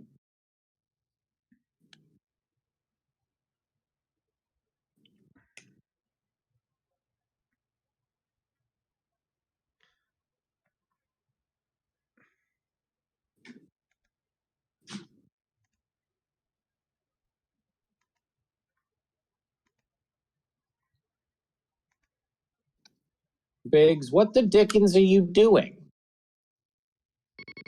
The salvo. just Oh, that's salvoing. interesting. Oh, there was no question he was ever going to salvo. The question was, what else was he going to use? Well, he just exhausted a salvo token. Accuracy, the evade. Yeah. I mean, what else can do? I mean, he could weapon battery tech the. Yeah, he could. Yep. And it makes no difference whatsoever. Braces instead. A brace now is used.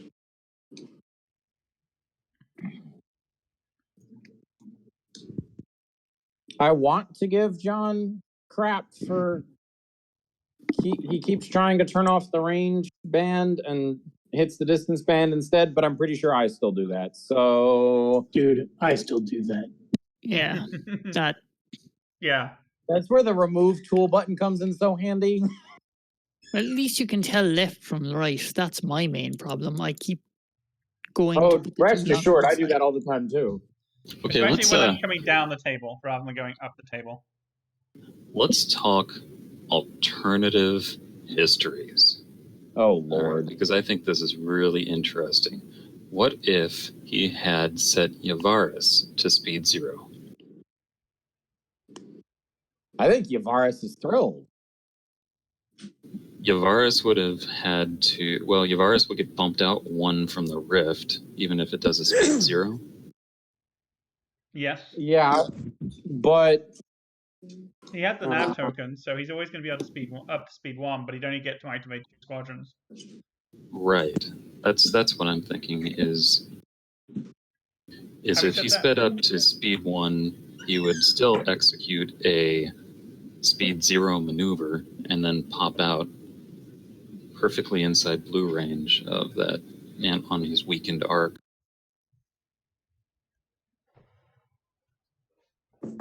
I mean, the flip side is that now Yavaris is going to end up squarely behind him. And we have Geek moving too fast. Thanks, Vassal.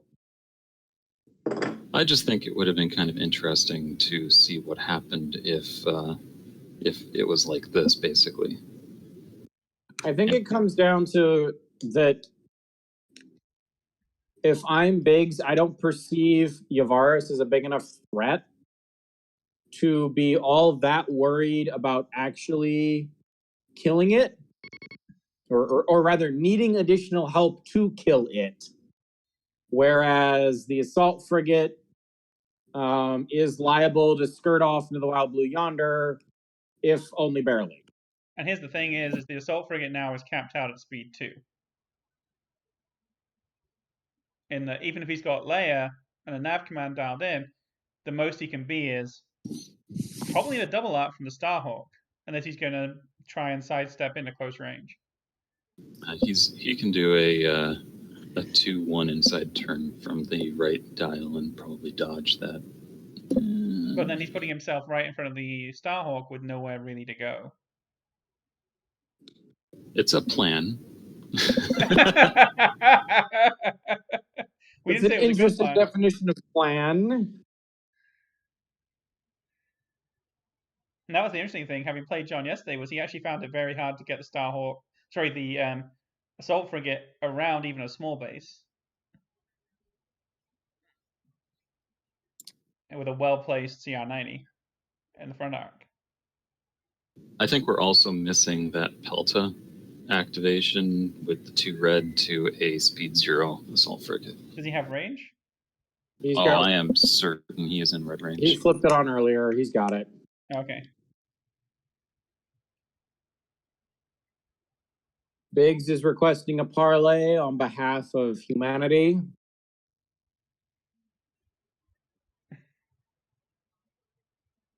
All right.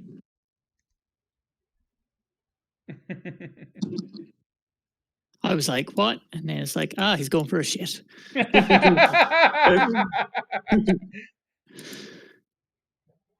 I was trying to come up with the most interesting way I could restate bio break without saying it.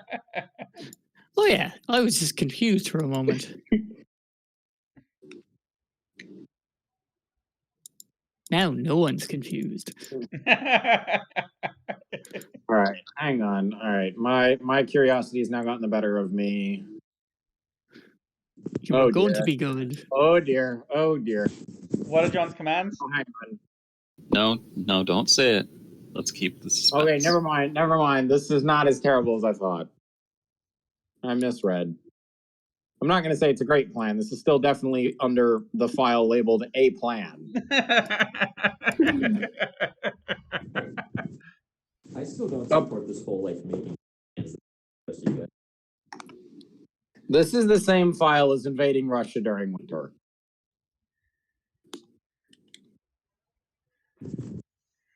How far off? Oh, he's got margin.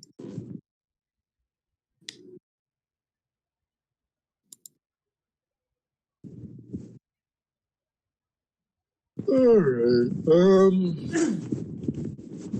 So Biggs is certainly not going to be suffering from a shortage of targets. Is he? He's going to be well forked. How about that? Very cleverly, putting Yavaris in there in a temptingly compromising position in order to not get double arced by the Assault Frigate. The issue is we look at the hull on the Hawk, and it's not really taking much of anything. Yeah, it's taken 7 shield damage. Uh-huh.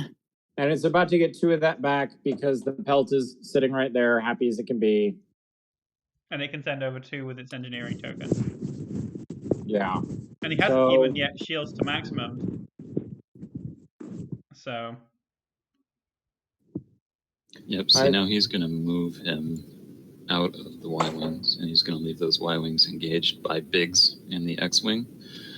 And that'll be it. Yep, the B-wing. I think this B-wing actually wants to move a fair bit so it can get out of the way of its buddy. But still get Tauren, because who doesn't love Tauren? Imperial players? Yeah. The amount of whining Imperials give us when we have Swarm everywhere. Ooh! Is that Nora range? Is that anybody know? Yeah, it's Nora range.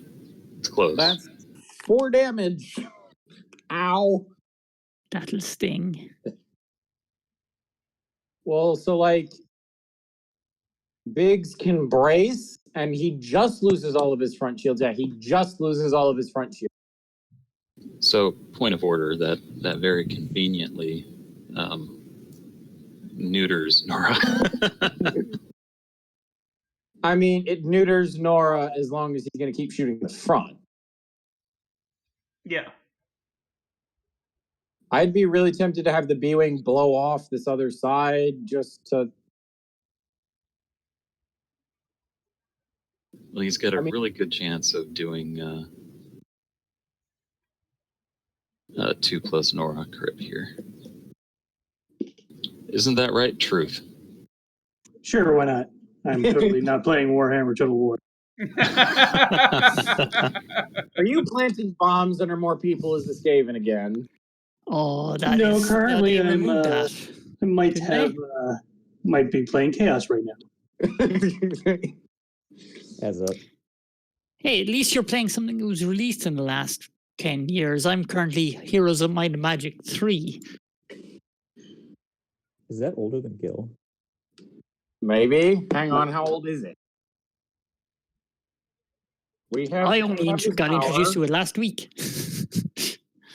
Heroes of Might and Magic 3 is not older than me. By 3.5 years. February 28th, 1999 is the answer to that question, for what it's worth. So me and my next younger brother are both older than that game, but my other 2 brothers are very significantly not. Is he shooting front or side? Because that determines whether or not.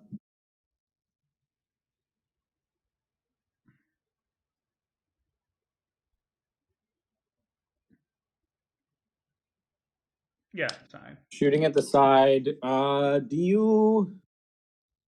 Do you redirect here? Yeah, you redirect. And he's taking off the rest of the shields so Nora can stop screwing him. For now. I think I'm very jealous that Nora did things. Ladies and gentlemen, I am currently on my 13th straight game of Nora never proccing forward. 13. For what it's worth, I think that I would have just taken the face down. I would have been sorely tempted to do the same. Because here comes gold. You only have the 1 redirect token right now. Yeah, this is my thing when I'm using redirects, is I try to set it up so I'm redirecting as much as possible. Redirecting 1 feels like bad times. Remember, he can only spend 1 token anyway because he's at speed 0. So he is now realizing he'd be taking face-ups if he salvos. No, I think that he just did the wrong one. You And now don't need... he's discarded it instead of spending it. Ladies and gentlemen, the Asshole. miracle of right-click menus.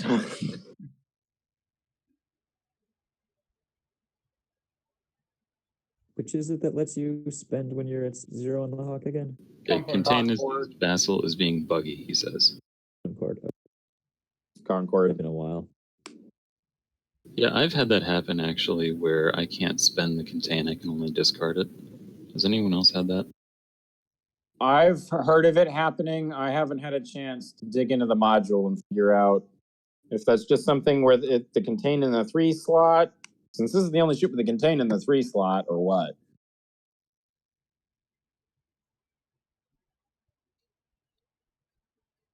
But I mean, this is already a game where they're tracking face-ups using their own IRL damage decks. So...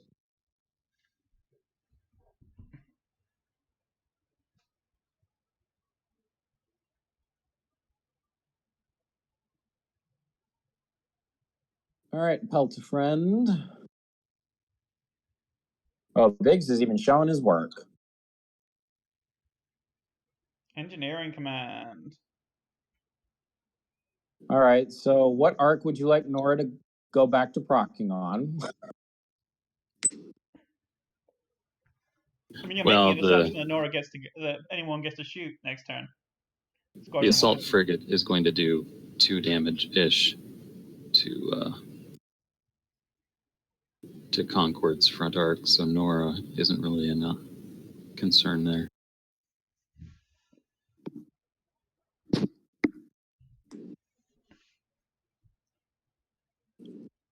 So here's a question: does he shoot the front of the Hawk and risk the salvo, or does he fire at the Pelta after the Pelta moves? Here's another thing, actually. I think he had a real possible shot at that side arc on that Assault Frigate that he didn't measure.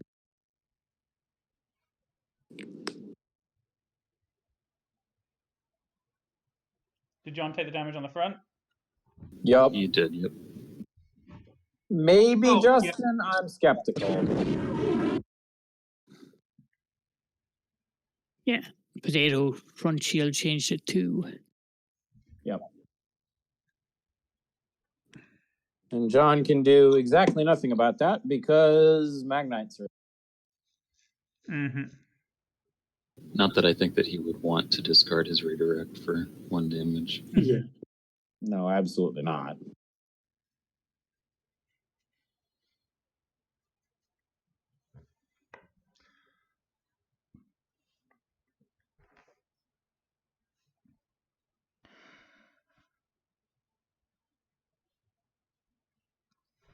And with that, we are down to the CR-90 and the Assault Frigate.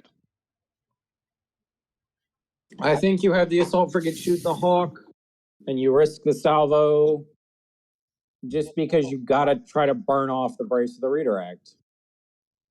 Because the risk, though, is that you're not left with much at the end.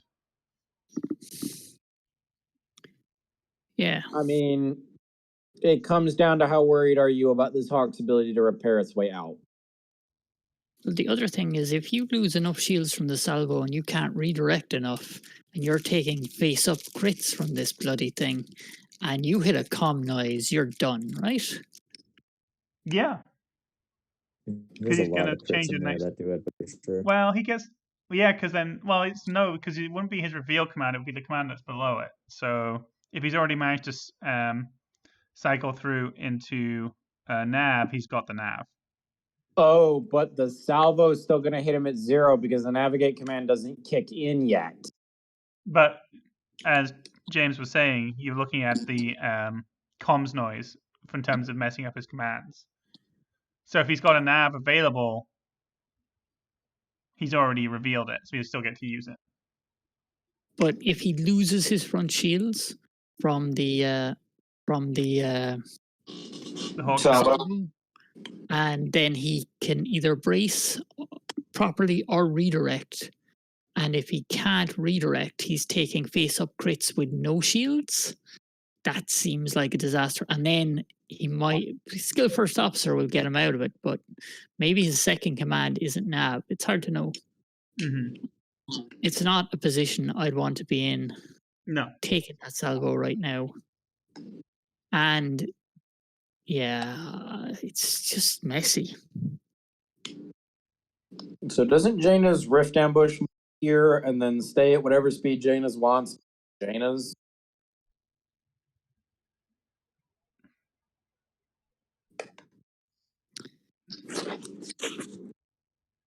Yeah, because Jaina's won't be reduced to speed 0, will it?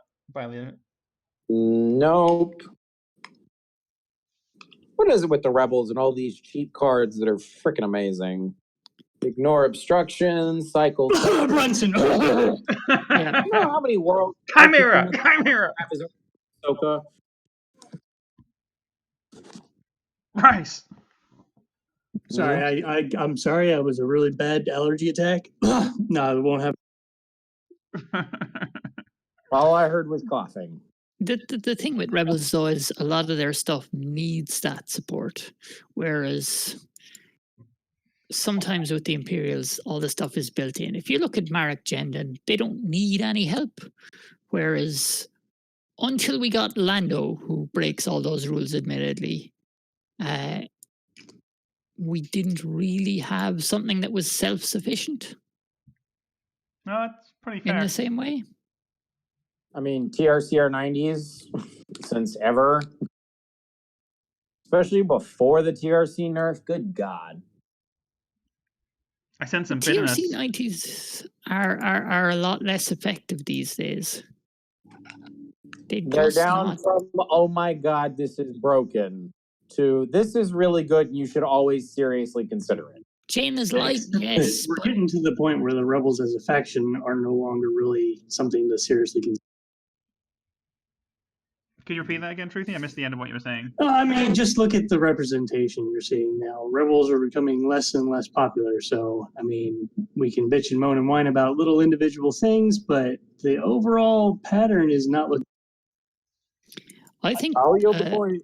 I mean, are you looking at the regionals data where you're looking at the fact that the Rebels hadn't had anything in nearly 2 years when the regional started, and the SSD was just everyone had one and was just putting it on the table because it was the first chance to, or is it even since regionals, do you think? That's an excellent question because we haven't had that regional data of the Starhawk, but I mean, is the Starhawk going to be the only Rebel build viable? Starhawks and potatoes everywhere.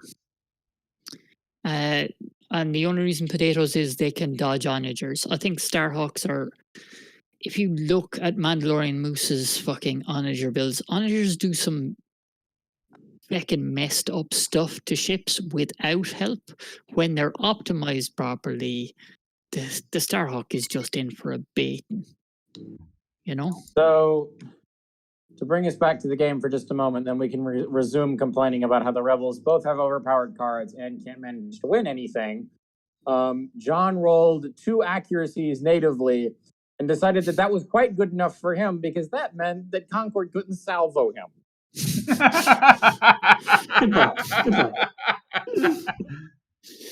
No LTT, no nothing. Just like, this was a bad idea. Let's not make it worse. Maybe he rolled the dice, went, oh, fuck, salvo, and then went, oh. Equally possible. I find this. And now he's like, what is the best way to ram a Starhawk so I don't fucking die? Spoilers, ladies and gentlemen, for those that don't want to watch another hour of the game, there isn't. The Hawk is dead, right? Oh, the Hawk is definitely dead. And I think this potato is actually going to last longer than you might expect. Like, there you go. That's his move right there. Is that going to be that inside at 2 and then just sit in the front? The front arc's not nasty, but the potato can. The potato can eat it once, for sure. It's got ECM. All of the Y-wings are dead, so it doesn't have any support. Well, the Y-wings are dead or locked down, which is good. I can't believe I'm about to say this, but Leia is about to save his bacon.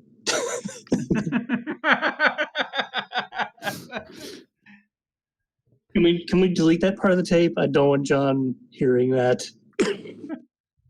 I mean, I'm surprised that Eric isn't on here, discussing all of the times that he and I have tried to have interventions with John about playing Leia. And it usually lasts, according to Eric, 1 week. Is he'll usually play something else for a week. And then the following weekly night, it's just like, oh, look, it's a Leia list. God damn it, John. I mean, to be fair, he did realize it long enough that when he did very well at Gen Con, he brought a Recon list. That was a Leia list that he put Riken in and spent the extra 8 points on.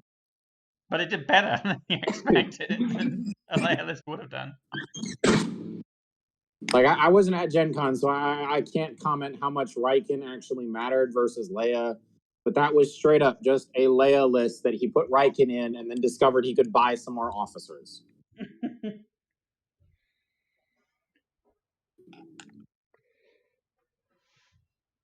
Did he manage to not run over the B-Wing? Yes, he did. Wow.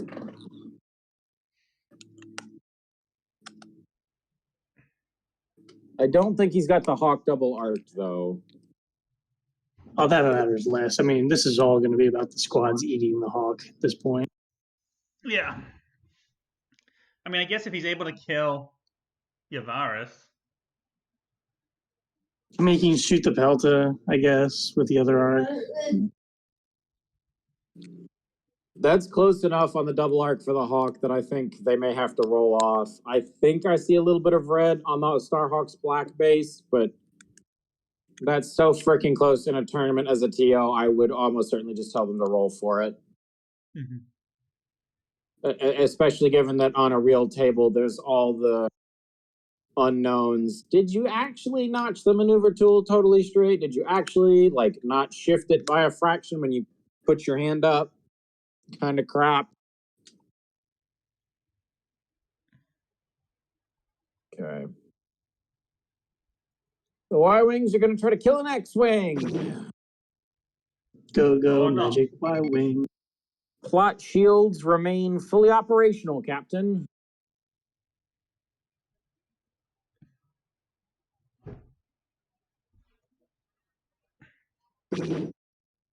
And we get a little bit of tension, but not a lot. I think you brace that and leave it on that X-Wing just because the other one's already on 2. You definitely brace.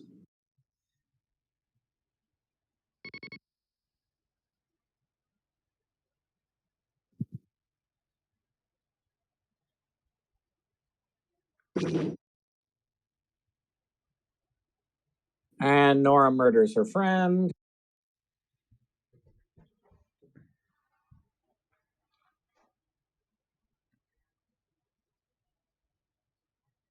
And the X-Wing on 2.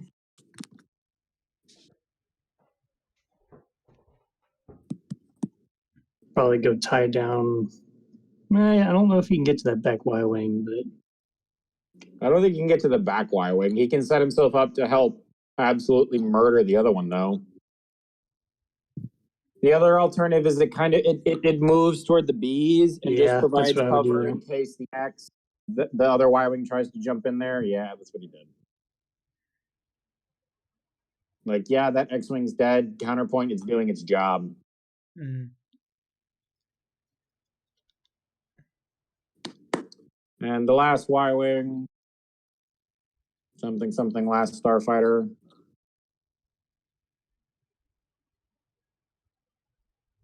Oh, that was just a large enough hole. It's engaged with both of the other X's. If Yavaris doesn't die, that Y-Wing is extremely dead. But that's more shooting at the Y-Wing that's not shooting at the Hawk. Exactly. I mean, that's X's. There are worse things to lose. I mean, the downside for him is he's got to probably spend that navigate to speed up so that he can spend more than 1 defense token next turn. So he's only going to be able to get 2 shields back rather than 3. Well, the projection experts as well.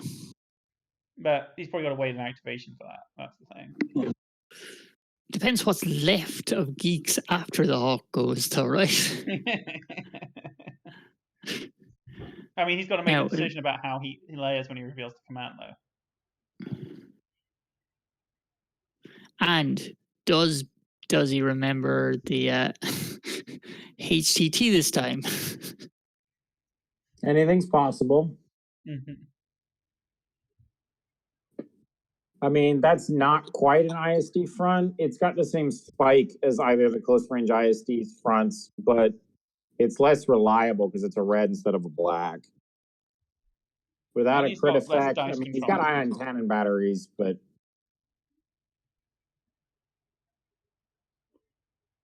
and Jane has got a double arc.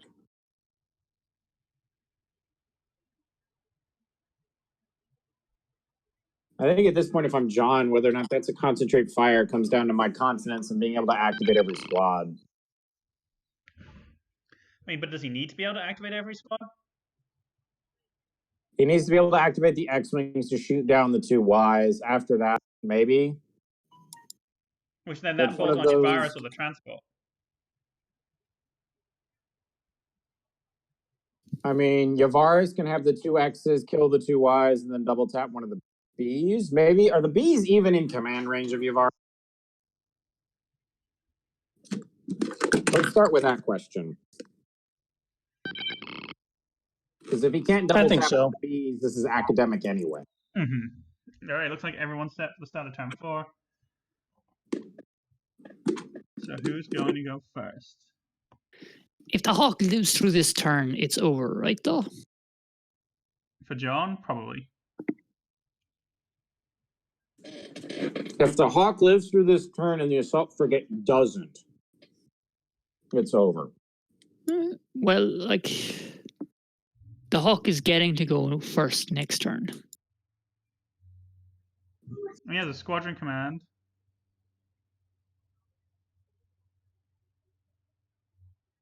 I mean, it just comes back to whether or not I mean, how much the Hawk can get away. Right now? Can he kill one of the X-Wings? Nope. Yeah, because the most he can do is 2, because he can brace twice with Nora. Sorry, not Nora, Jan. And they're both stuck shooting X-Wings that are on 3 anyway. So, like, he can set up a flat kill. But I think he's still better off trying to kill. Hi, everybody. My voice is dying a little bit, so I'm going to step out. But have a good evening, everybody, and sure, talk to you soon. Okay, thanks very much for joining us. Good evening. Talk to you later.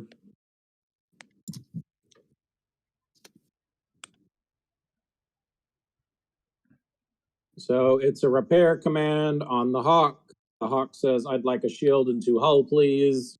So he's staying at speed 0. I think he's betting that the squadrons can't outgun him. I think the real loss of staying at speed 0 here is that he can't ram the Assault Frigate. You guys do see that he has a token, right? Yeah, but he just layered them. 2 hull and 2 shields it requires Leia, which he also like tapped that in the chat.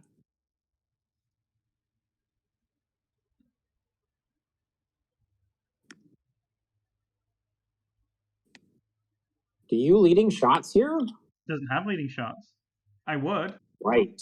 Because I'd re-roll all his accuracies. He's got ECMs, I've got HTTs, so he's only going to spend 1 anyway. I think you weapon battery text, yep, to get ICB, yep. So that's 6 in ICB, block both. Which he's going to turn onto a brace anyway. So he takes ICB, that brings him down to 1 shield on the front. He's down to 4 hull. Yep, but no ram damage. Mm-hmm. And because of the timing, he can drag the Assault Frigate back down to 0 if he wants. No, he can't. It doesn't refresh if he's at speed 0. Oh, that's right. So he can't even drag the Assault Frigate back down to 0. Never mind. I play this game, guys, I promise. Still haven't actually played with my Hawk or my Onager, actually. Thanks, coronavirus. All right, so he's going for your virus.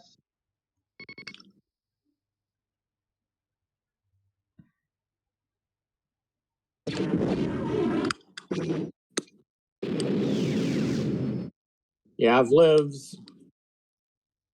So it's going to be 3 with a crit. Even structural can't kill it.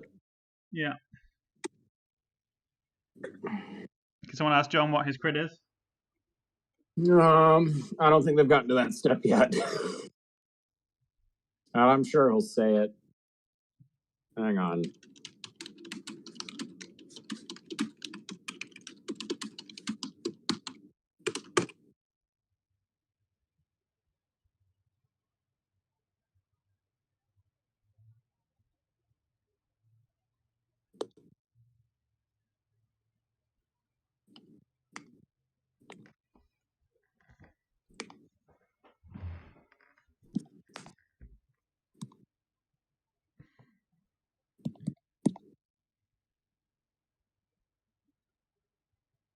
What's the worst crit here? Comms noise? Yeah, because then he can't squadron.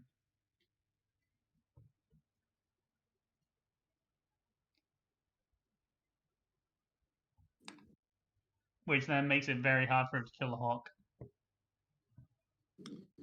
Yup. Coolant discharge. That could be a lot worse. What's coolant discharge do again? Only one attack against a ship. I don't think he would be attacking a well, he won't shoot from the side, but he might shoot from the You front. can shoot from the front and then flak from the side.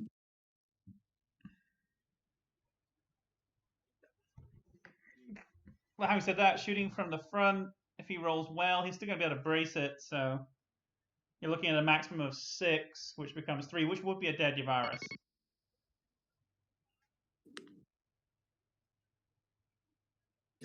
If he shoots from the front, that's just his shields. Actually, so he's still got 3 shields? I thought he was down 1.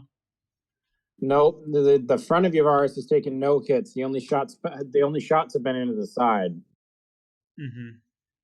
So yeah, that sucks. But like, this is coming down to whether or not the Hawk is going to die. I think you have Yav go either way. Mm-hmm. The question now is: does the Assault Frigate go first, or does Yav go first? I would probably have the Assault Frigate go. I think I would actually go with the CR90 first. Actually, no, the thing is, though, is, I don't know. It's difficult to say. Well, so you got a lot of options here. It's like, John can toss the brace and the redirect to make sure the Pelta can't kill him. Pelta side arc might matter for Yap surviving round. Pretending for a moment that the Hawk isn't going to seize at it, top of next. The challenge with the Assault Frigate is his choices are ramming the Starhawk or... Oh? Does he have that shot? He was checking obstruction. It was obstructed. The alternative is that the Assault Frigate jumps the Hawk, but that's going to put it on top of Nora and the other Y-wing. Yeah. Not great. Downside is he is actually in black range of the Pelta. It's a command, or at least the card out is a. No, is it a command? Oh, it is a command. Oh. Yep. That's why you with the Pelta. I can't tell what the images brace redirect to live.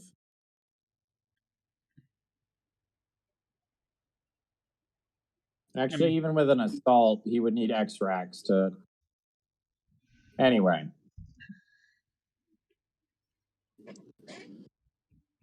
Yavaris.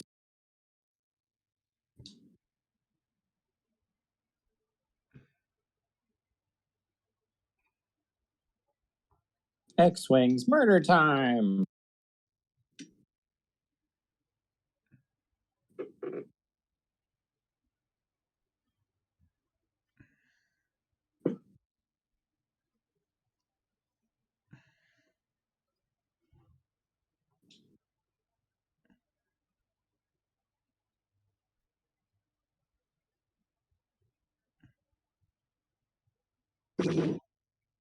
Ouch.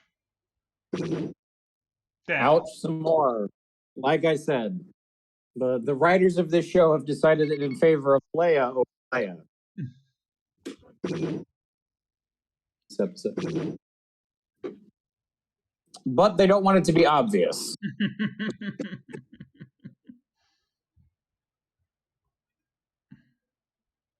The problem now is that on paper, Yavaris can flak, but Yavaris is going to give up somebody else's double taps. I think you have to have Biggs finish it.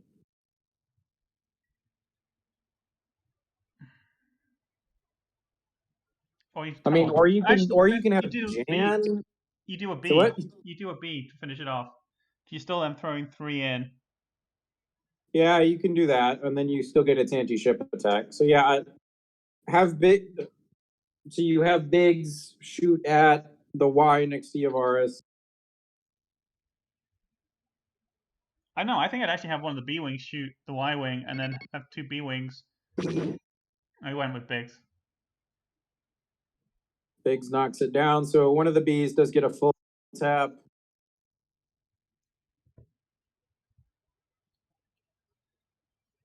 In theory, perfect roll and perfect roll can kill it. That's not, no. Great against Chara.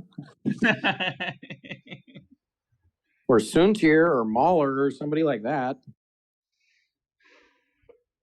Actually, you know who that's best against? That's best against Whisper. Because now Whisper can't run away.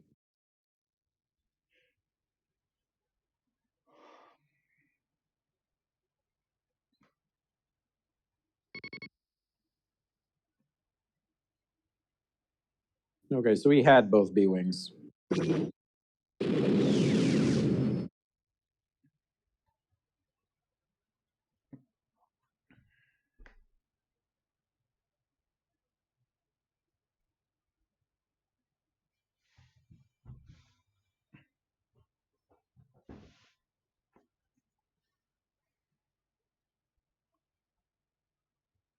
Here's a question for the gallery.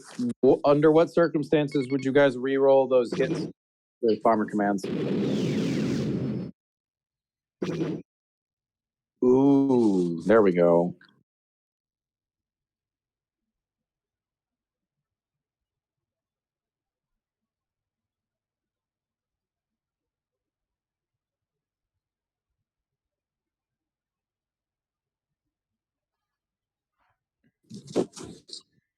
So, what status of the Hawk right now?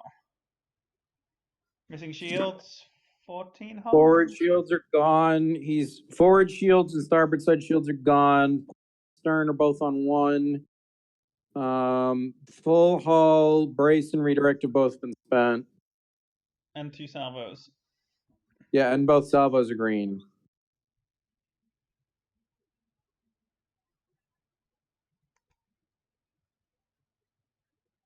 Yavaris is flacking first.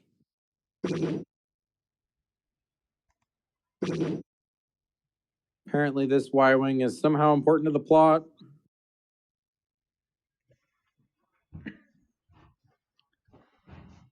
Well, I mean, he's going to force Nora to shoot him. Or Jan. Jan. No, no salvos. No salvos, and your stern shield is gone, sir. I think it's what it was. I don't think you could see it yet.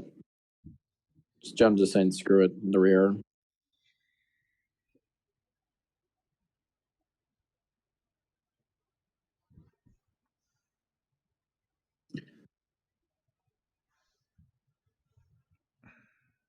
No salvos, they scared me.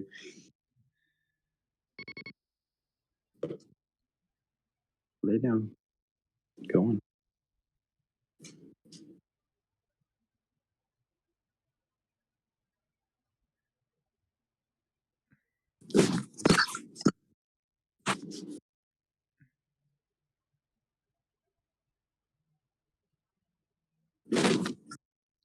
So that would probably be a ram on the Hawk. I mean, that's the question is, would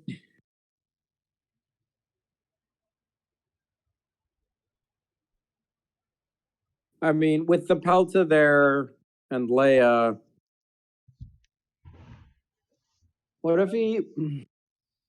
I mean, it brings him down to, yeah, he's ramming the Pelta.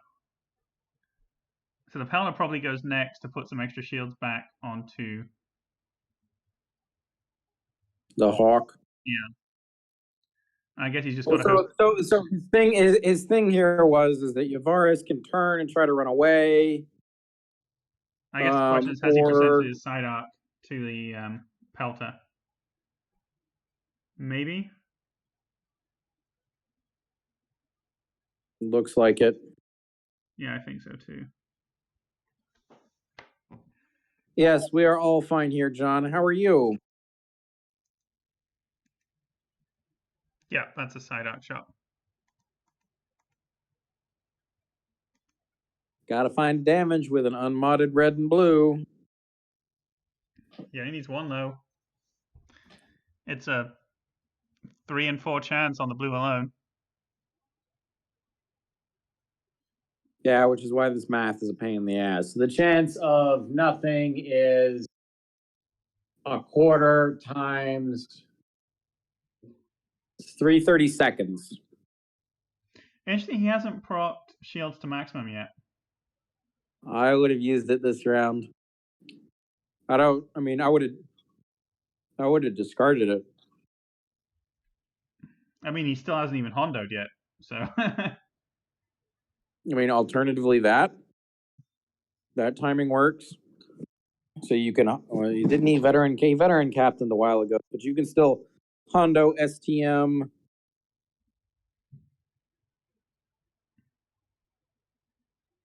He can still Hondo STM and then STM discard. And he had lost more than enough shields. Yep.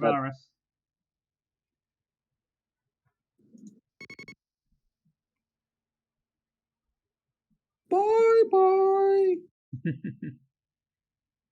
Sorry, I'm doing my best. Christ, what's his name? The actor that did Moriarty? No, the. Ooh, oh, that hurts. That hurts. That's 2 straight Commissioner damage. Gordon from the Christopher Nolan Batman films. Bane? Tom Hardy? No, Commissioner Gordon. Oh, Gary Oldman. Gary Oldman. Thank you. It was Gary something. I was doing my best Gary Oldman impression from Kung Fu Panda 2.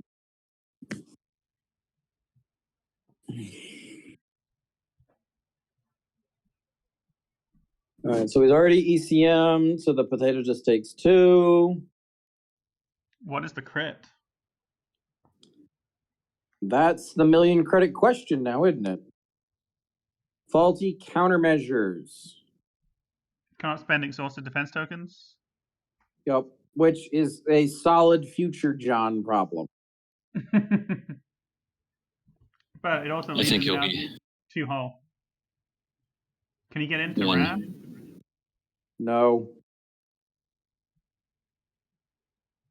I think he could if he clicked at the end. If he wanted to. He doesn't have a nav token and he's speed 1.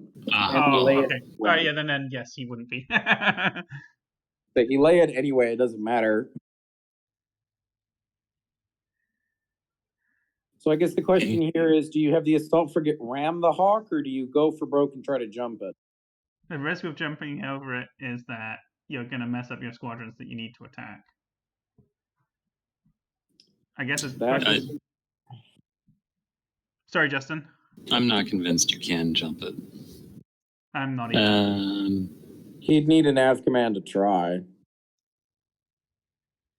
Based on my experience in my game yesterday against him, I don't think so.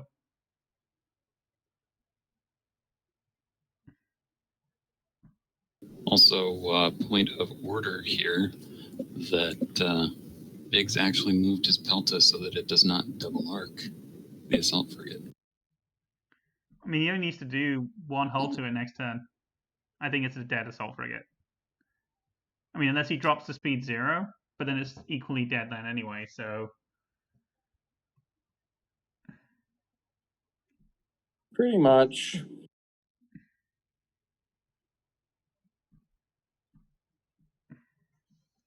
So you lead with... What do you do here?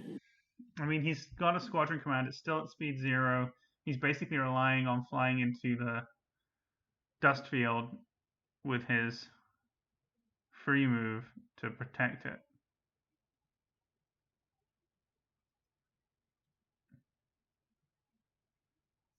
Interesting place to put Jan, but okay.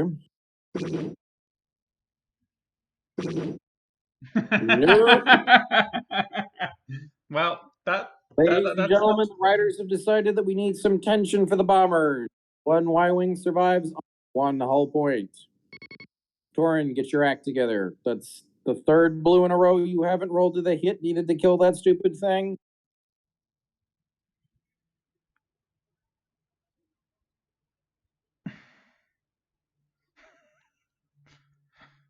I'm looking at the Discord chat. RIP in peace, Yav. John, you know what RIP stands for, right? For when you're rewatching this? Rest in potatoes? I think that's a meme. I'm just gonna say that. Hang on, I'm not looking at this. Hang on. What? He said the Discord chat, but he meant the sorry, the Vassal chat. Yeah, sorry. He said RIP in peace, Yavaris.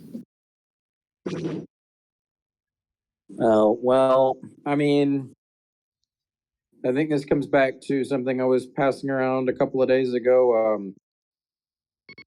The term for, like, enter your PIN number. Oh, I need to go to the ATM machine. Just like, guys, come on. Here's the thing. Can he shoot back with the Assault Frigate? What is that? A B-wing into... I don't think the Assault Frigate can shoot the Concord.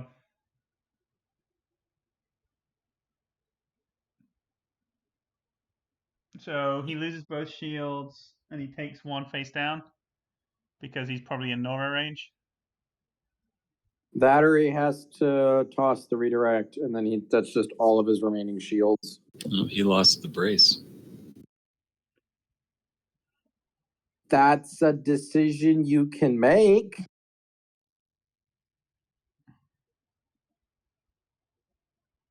I question the decision. Lest we all forget, we've still got the CR90 sitting way back there. Yeah, I don't know if I would have tossed the brace. I think I would have tossed the redirect. I would have tossed the redirect. I mean, there's still the CR90 is going to drill you into the side arc, and that redirect is going to do you all. Nothing. Well, yeah, that's why I said a hill of beans. Oh, you. Or apparently a hill of potatoes if you're Idaho right now. I actually question the decision to have Nora attack that other Y-wing and finish it off. I think I would have just moved him slightly and attacked Concord. Yeah, I mean, maybe he's just going for points. Maybe he doesn't think he's going to kill the Hawk. He's still got to do 14 hull, and he can't use the Assault Frigate because the Assault Frigate dies. Alternatively, this just means that he doesn't have to worry about anti-squad for the rest of the game. It's just over. Mm-hmm. Whether that's a good and necessary use, I mean, you've lost Yavaris and you're about to lose your flagship.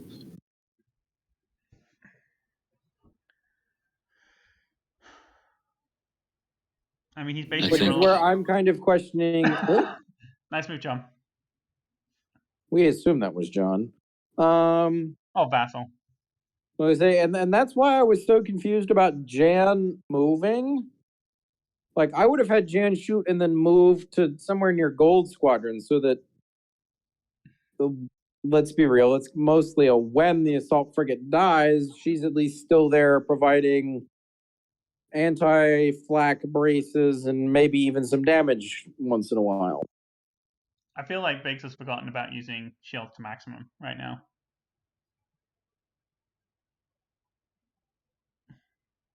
That seems likely.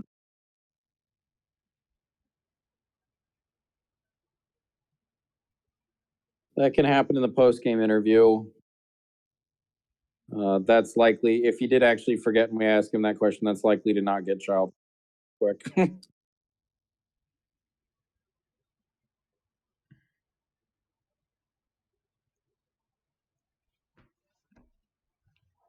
Nope, it's out. No rift.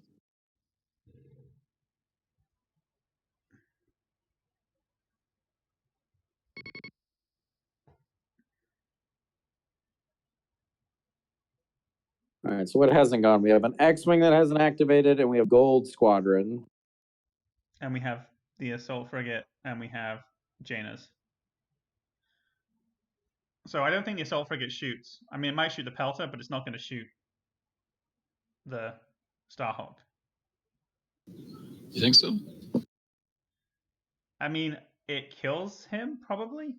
I mean, if he gets an accuracy, it's dead, because he can't spend the brace. He's already spent ECM, so there's no redirect.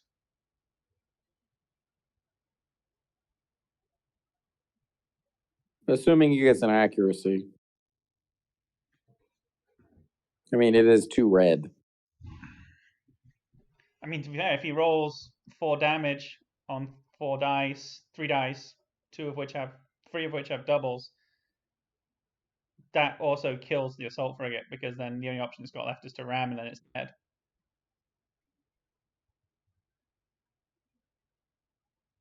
The other issue then becomes is it then puts Jaina's Light in a lot of danger. So this is from its side arc into the Hawk for 2. Ding ding. I should have saved the brace for Jaina's. Yes. Big set. Yes, you should have, because now that front arc is going to be 3 reds. Except TRC boosted. And Jaina's so we're gonna add a red and re-roll the crit or the accuracy. Yep, the accuracy is going to turn into a double. That's 5. He's gonna re-roll the accuracy with Leia. Oh! Ouch. Yep, 6. Where's he getting 2 rerolls? Ow! Oh, from TRC. That is half of the Hawk's remaining health. Ladies and gentlemen, Jaina's Light, hero Hero of the Rebellion. Well, this is what it becomes is... That now I'm really thinking the Assault Frigate should shoot the Hawk. Yeah, because it's down to 6 hulls, got no brace. Like, okay, the Assault Frigate dies. Next round, Jaina's nukes it into the sun. I mean, the downside is, though, is you then got to fly the CR90 into the Hawk's front arc. Which then Put the CR90 in the Hawk's front. Well, okay, fine. Here, do it this way. Put the CR90 in the Hawk's front. Don't shoot with the Assault Frigate. He's got to shoot with the Assault Frigate to move out of the way. Or he's got to shoot the Assault Frigate to get out of the way. If I you think go at that straight, point, because the Assault Frigate's going to be down to 1 hull, I take the ram and I try and kill it anyway with an unstructured chop. 6 blue is not going to kill a CR9. Or 6 dice. But I think that's a dead Hawk. The question then becomes is, can Biggs kill the CR90 to bring it back into a tabling of John?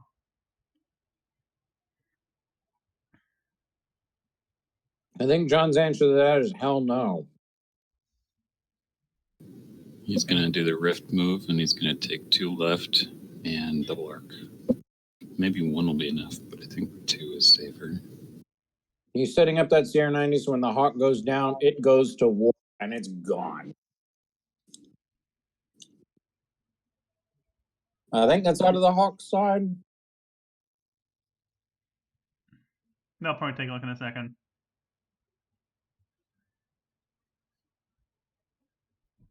It's very close, but I think it's in.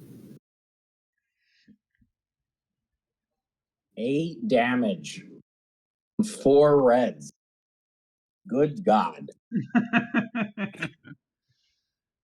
Here's the thing, did he dial in a fire on the Assault Frigate? No, this is perfect. I happen to know the answer to that question. Oh, it's an engineering. This is perfect. The repair is exactly what he needs, and it's going to let him actually shoot. Yeah. Yup. If he wishes. Because that's so for those who would like to know how improbable that CR90 shot was, you're looking at roughly 8 cubes, so 1 in 512 to get roughly that shot. So less than 0.2%. Yeah. Well, actually, hang on. That's just a chance for the 3 native. Hang on. Let's do this properly. One of those was a reroll, so it's effectively 3 doubles on 4. Hang on. I have a binomial calculator bookmarked. Technically, it was 2 doubles on 4. Well, I'm counting the side arc shot as well as part of those. Fair enough. So then it's 5, right? Well, then I'm the TRC. I'm just hand waving as that die doesn't matter. It was always going to get set to a double. So if you proceed from effectively 4 dice looking for 3 doubles, your chance of that or better is 0.007. So 0.7%. Yep. You should see this once in 100. So roughly, assuming a CR90 shoots 4 times a game, roughly every 25 CR90 games. If you have 5 CR90s on a list, you do that every 5 games. Should. Give or take, reality. I'm pretty sure truthiness will tell us that doesn't. Oh my goodness. Oh my goodness. Oh, this is on the Pelta. No brace, take 4, sir.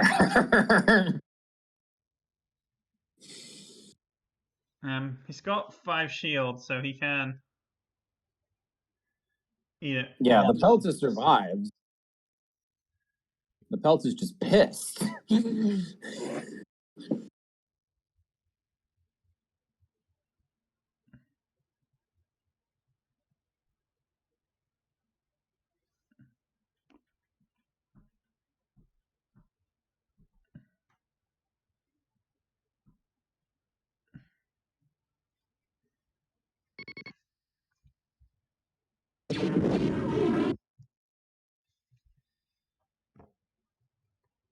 Even if he tosses the redirect contains, he's down to 5 hull on the Hawk. He can't. He's at speed 0. He can only spend 1.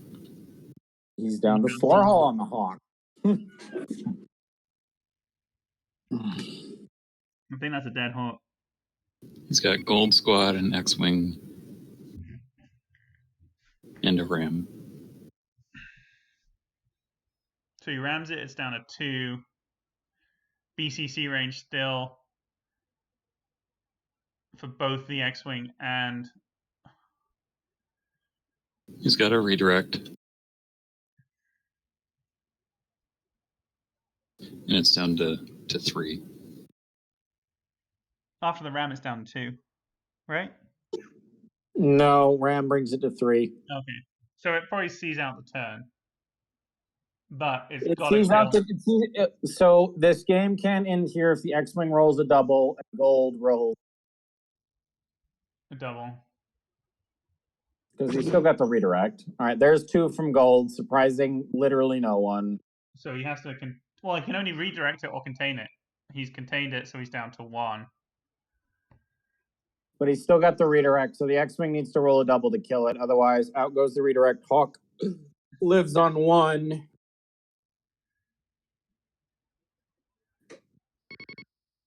Actually, the X-wing has to shoot the side. Yeah. Does the X-wing have to shoot the side? Where's the Hawk's forward dot? He did shoot the side. And he salvos back to kill the X-wing. Jan can't save it. I don't think Bigg's good either. Because it slowly makes the progression of shame off the board. Here's the bad part. That's the first squadron he's killed. So what do you guys think here? I think a lot of things. I think you need to be more specific. I think he goes first. I mean, do with you? Gilmore, and he opens up with his side arc on the CR90, sees where it is. He's gonna die anyway, so he needs to take him off the table, which means he needs to kill both the. So the Hawk can take the potato no matter what with a ram, and they both die. Yeah. So if he does have the CR90 double arced, he double arcs into the CR90 at blue range and hopes to God he rolls well. And I think that's the best option, because that would be a total of 10 dice, and that's his best option across 2 shots. And it's a blue range, so he's unlikely, evades are only rerolls. Oh, here comes Hondo. Bit late on the shields to maximum, though.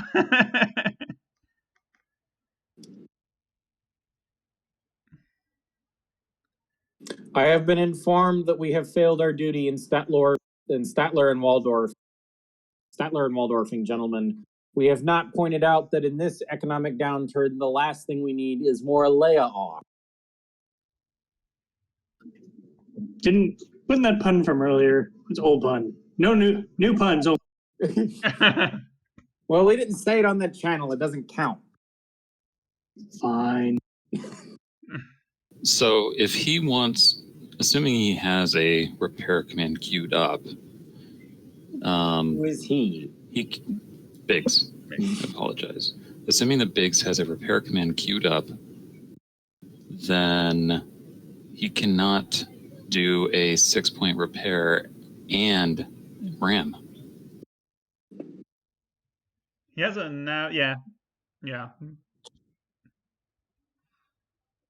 I think you just take the fact the Hawk's going to die anyway, and I want to nav up to 1 to kill the potato, accept the fact I'm dying, and try and kill the CR90 and take the table.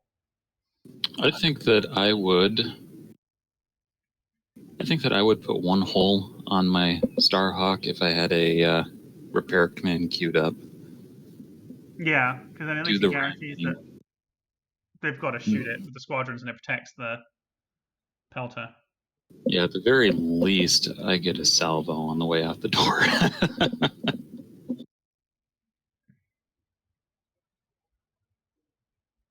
Well, it's not going to be a concentrate. He is adjusting his dial, so it will either be a nav or.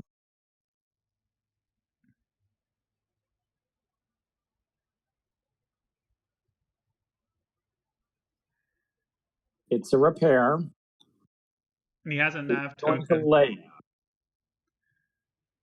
Because if he Leias, he can't ram. That's not. I don't think that's what I would have done. I don't know. There's 1 haul back.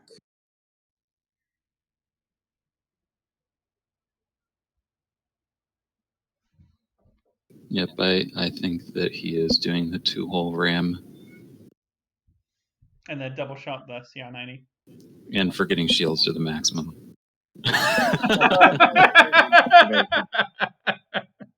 He did.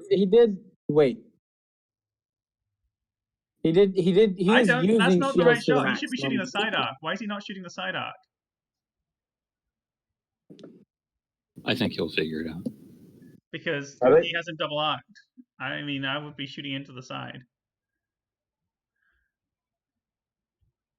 I wouldn't be playing a Leia Starhawk. All right, now he's worked it out. Now he's shooting the side arc, and it may not even be obstructed. Nope. He remembered shield to the maximum before he took that shot. He was going to get there eventually. And it's still front to front. Why is he not shooting the side? Jamie, if I could answer that question. My suspicion is that he's expecting to get an accuracy anyway. and he wants to save his side shot for the flotilla. Can he even hit it? He has to hit the front of it. I mean, I would want to just make sure I kill the CR90. The flotilla doesn't matter. If I kill the CR90, is he obstructed there? It's obstructed by the very corner of the frigate's base. That's then that doubly is like, why are you not shooting the side? Because that would not be obstructed. Questions for the post-game interview, gentlemen? Particularly with ion cannon batteries, that's real bad for. I was surprised he dropped a red instead of. He's got flak. Well, I mean, I don't think he can kill that CR90 with his side arc shot, so he may as well try to flak these guys. Not that any of them are actually in any danger, but possibilities of things. Y-25? Yeah. Misclick. Yeah, I think this was a mistake. He should have double arced into the side of.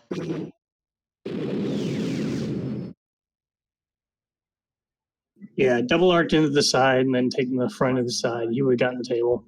Yep, I agree.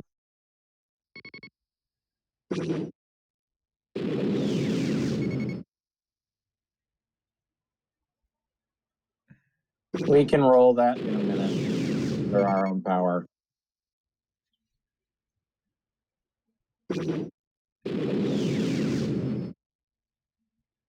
All any of those squads were ever going to take was one because Jan's sitting right. So the ones that don't have their own brace tokens, Jan's right. Come on. This was not by any means a sure kill. The CR90? Yeah. No, it wasn't. But he could have done enough damage that maybe the Pelta could have finished it off. I was saying, the question is, could you have damaged it damaged it enough for the Pelta to do the job? But now.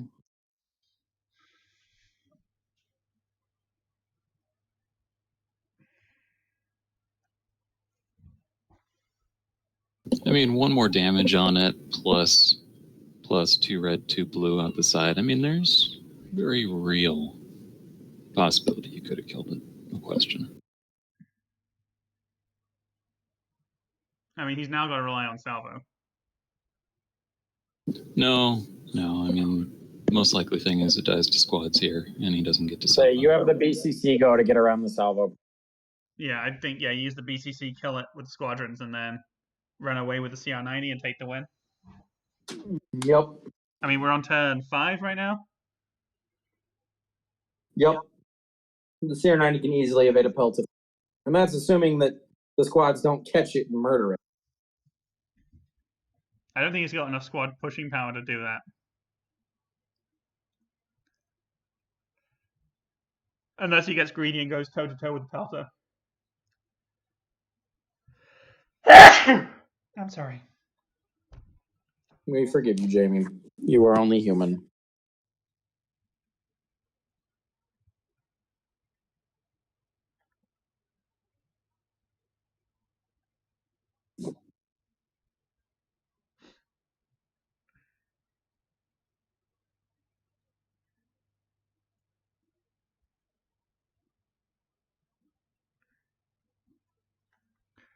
I mean, I think as it stands, it's a win to John. Not a big win. Well, I mean, I stand by what I said at the top of the broadcast. This isn't Leia on Leia. This is Leia on Hawk. I feel like they're trying to work something out, and I can't work out what it is. Haven't the faintest. The Hawk. 301 points to Geek, to John.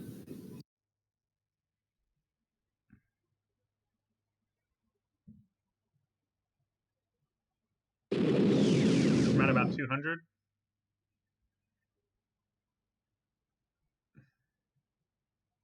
It's going to be ever so slightly short of 200 for Biggs. That's going to be dead. Hasn't got anywhere to redirect to. Eats one shield, takes the crit, and dies. He's shooting at the Pelta. Nora was sent to bomb the Pelta. 206. So strips away a shield and does 2 as he braces, which he does.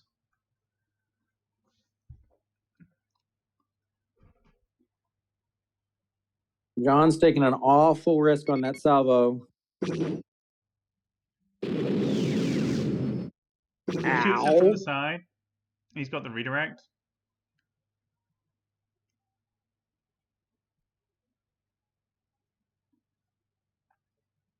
That's 3. He braces again. That's 2 with a crit. With a face up, yep. If it's a structural, it's gone.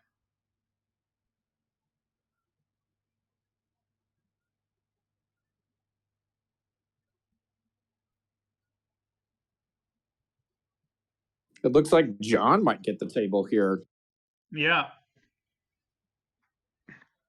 Oh, comms Comms noise. And that is going to get the table. Because speed 0, he's guaranteed 1 damage. Yeah, I think that's the game. Well, actually, he doesn't have Leia anymore, so he only gets 2 squads. Yep. He only gets 2 squads. But the CR90 probably... Well, he probably has a repair on Pelta. I mean, I think it's unlikely that even with...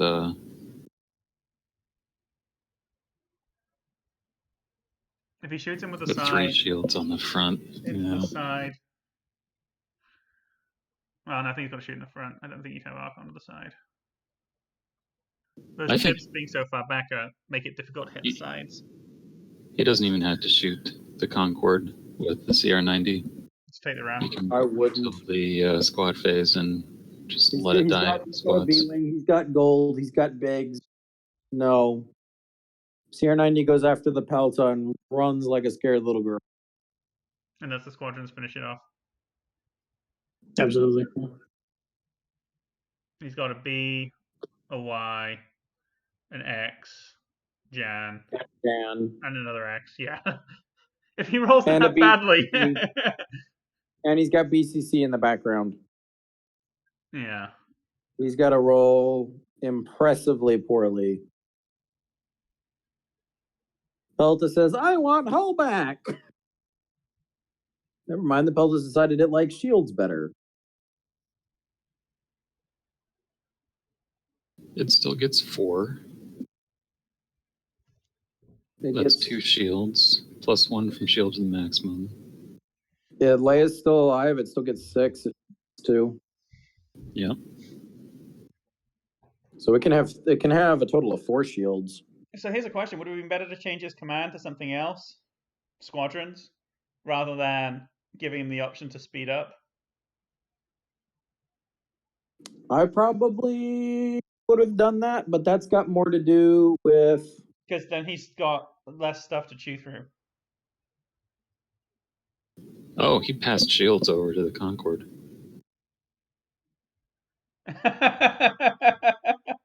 I mean, he's got no worries. I would have been sorely tempted to give him like a squadron command and just let him sit there pointlessly. Yeah, I think I would have given him a squadron command.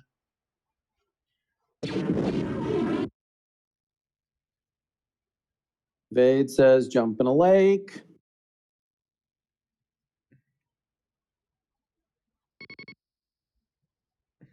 Yeah, I really think he's going to be missing that that double arc on the CR90 there.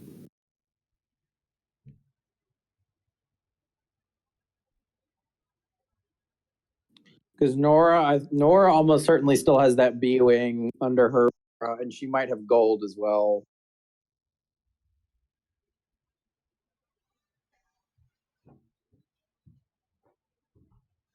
Yeah, she's only got 2. And then all of the bombers are still sitting under beasts. Well, actually, yeah, everything other than maybe Nora is still sitting under the BCC aura. The Hawk surviving is at this point less likely than that 8 damage on 4 reds thing. Mm-hmm. Which is quite impressive.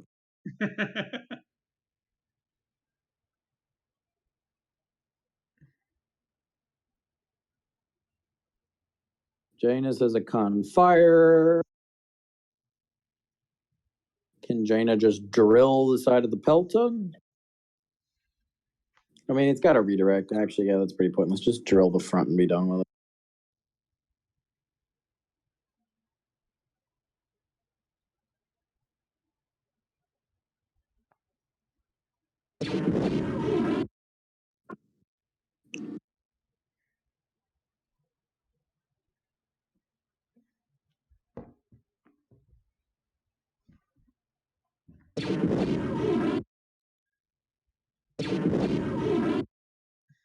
Splat. TRC says, well, actually, no, TRC. How did he get the reroll? Oh, he had a token already? Yeah, he already had a token. Alright, so that splats that. Yep. No defense token says Pelta goes bang. Wisdom says the CR90 says, yeah. Sorry, I got distracted by children. Why was the Pelta speed 0? Comms noise. Comm noise. Noise. Say it one at a time. Nora and the B-Wing dove on it and ended up dealing comms noise. Ah. He could always ram it with the CR90 at this point. It's only going to be going speed 1. Oh yeah, that's a good point.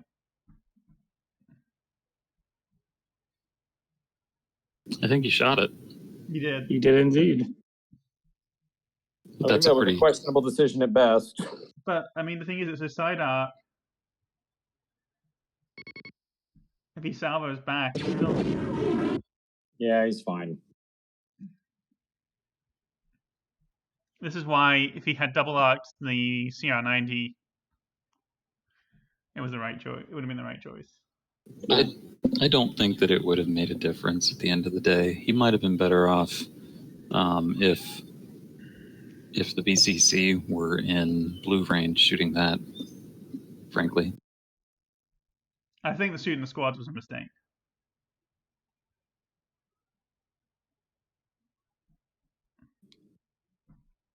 I think, given how this has played out, the best case for killing the CR90, given that the BCC, well, because the BCC did, I don't know.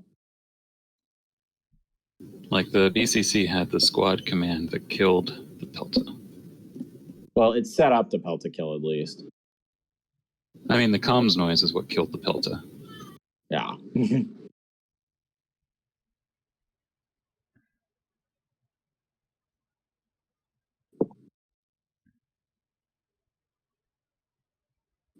Ladies and gentlemen, from our everyone's favorite Phantom player, shooting Squadrons is always a mistake. That's just you and your love of cloak talking, Genk. That and double reds that are worth a damn. Now, I've known Geek for a while, and it would be very much in character if all of his squadrons whiffed, and he lost because of that.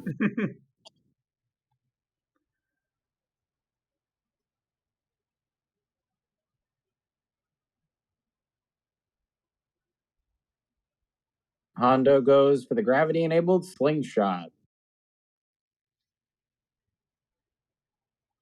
Just in time to watch the Hawk die a terrible death.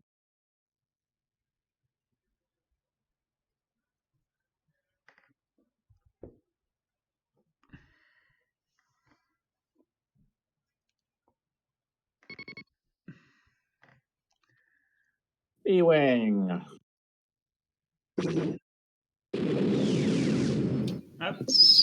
That's both redirect. So... Yep, redirect does both of the shields, otherwise you die.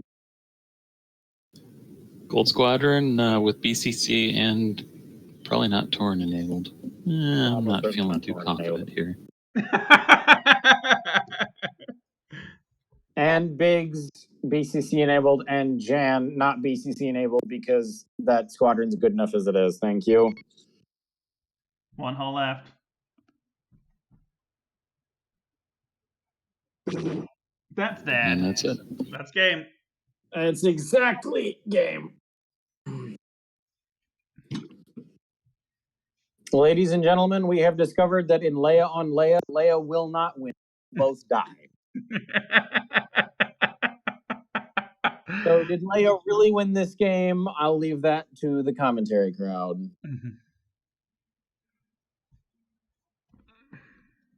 Do we want to drag them back in here for post-game interview? Yeah. Excuse me for a second. I just need to step away. I'm back in a sec.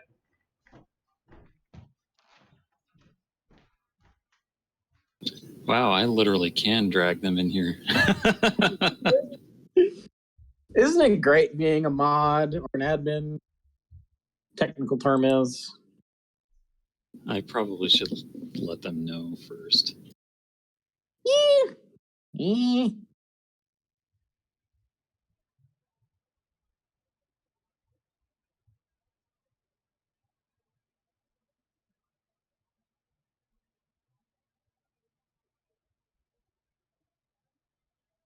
Oh. Is this the cool kids hangout? Something like that. Yes, Oh, and good. it is still streaming. Oh, okay. Yeah, we were just saying the... Biggs, if you want to say what you're saying, because you were... Okay, so there's some mistakes that I made. Mistake number one is I should have saved the brace for I should have saved the brace for Janus. Mistake number one was playing Leia. Come on, it was right there.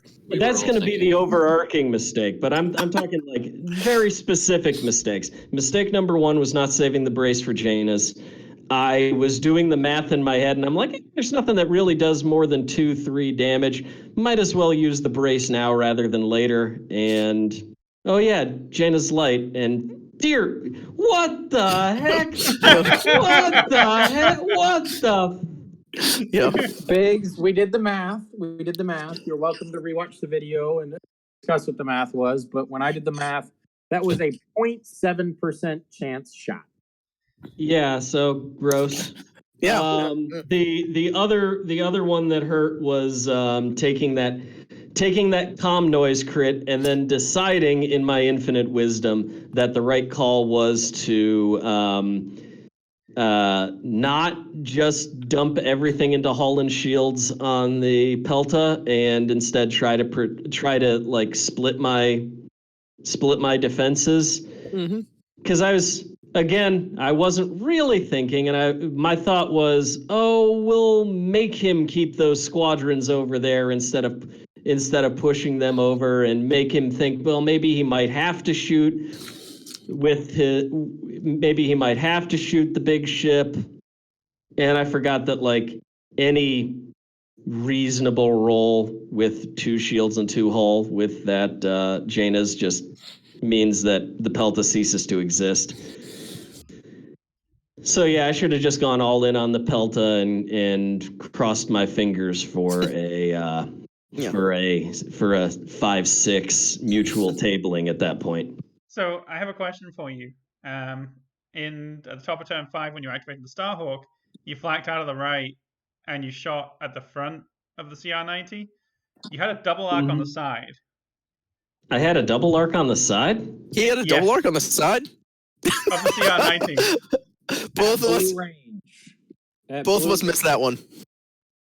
It would have been at red range because that doesn't. Blue range. What? It was at blue range. Yeah. What? Hang on, I'm rolling this back. What? I'm with you on this one. Yeah. Sure. This is fair enough.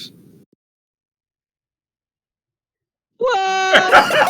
Oh, Jesus Christ. Oh, no. Oh, no.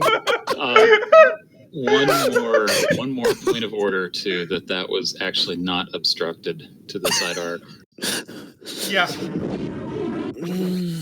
Oh, no. It wouldn't have killed him, but still. I would have been bleeding, which... Yeah.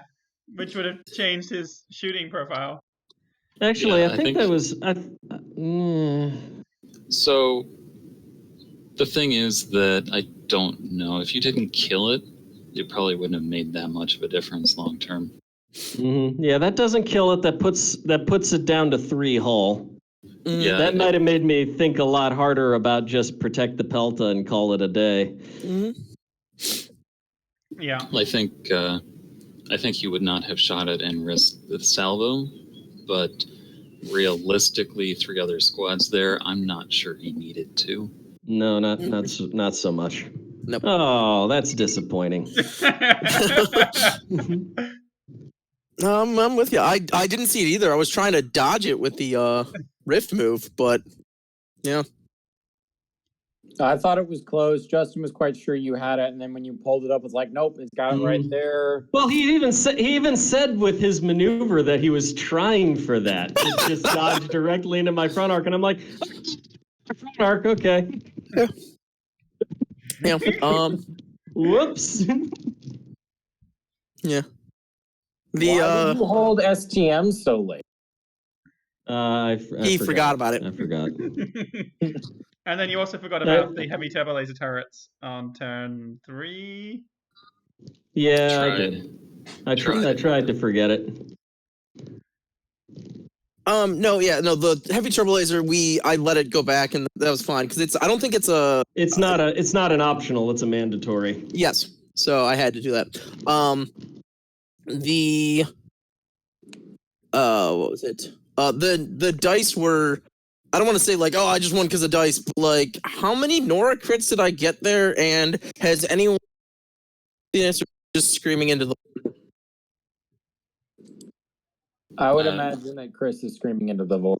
Your X-wings were on fire. Yeah. Oh yeah, and Torin, X-wings and Torin and everything. It was just like, whoa.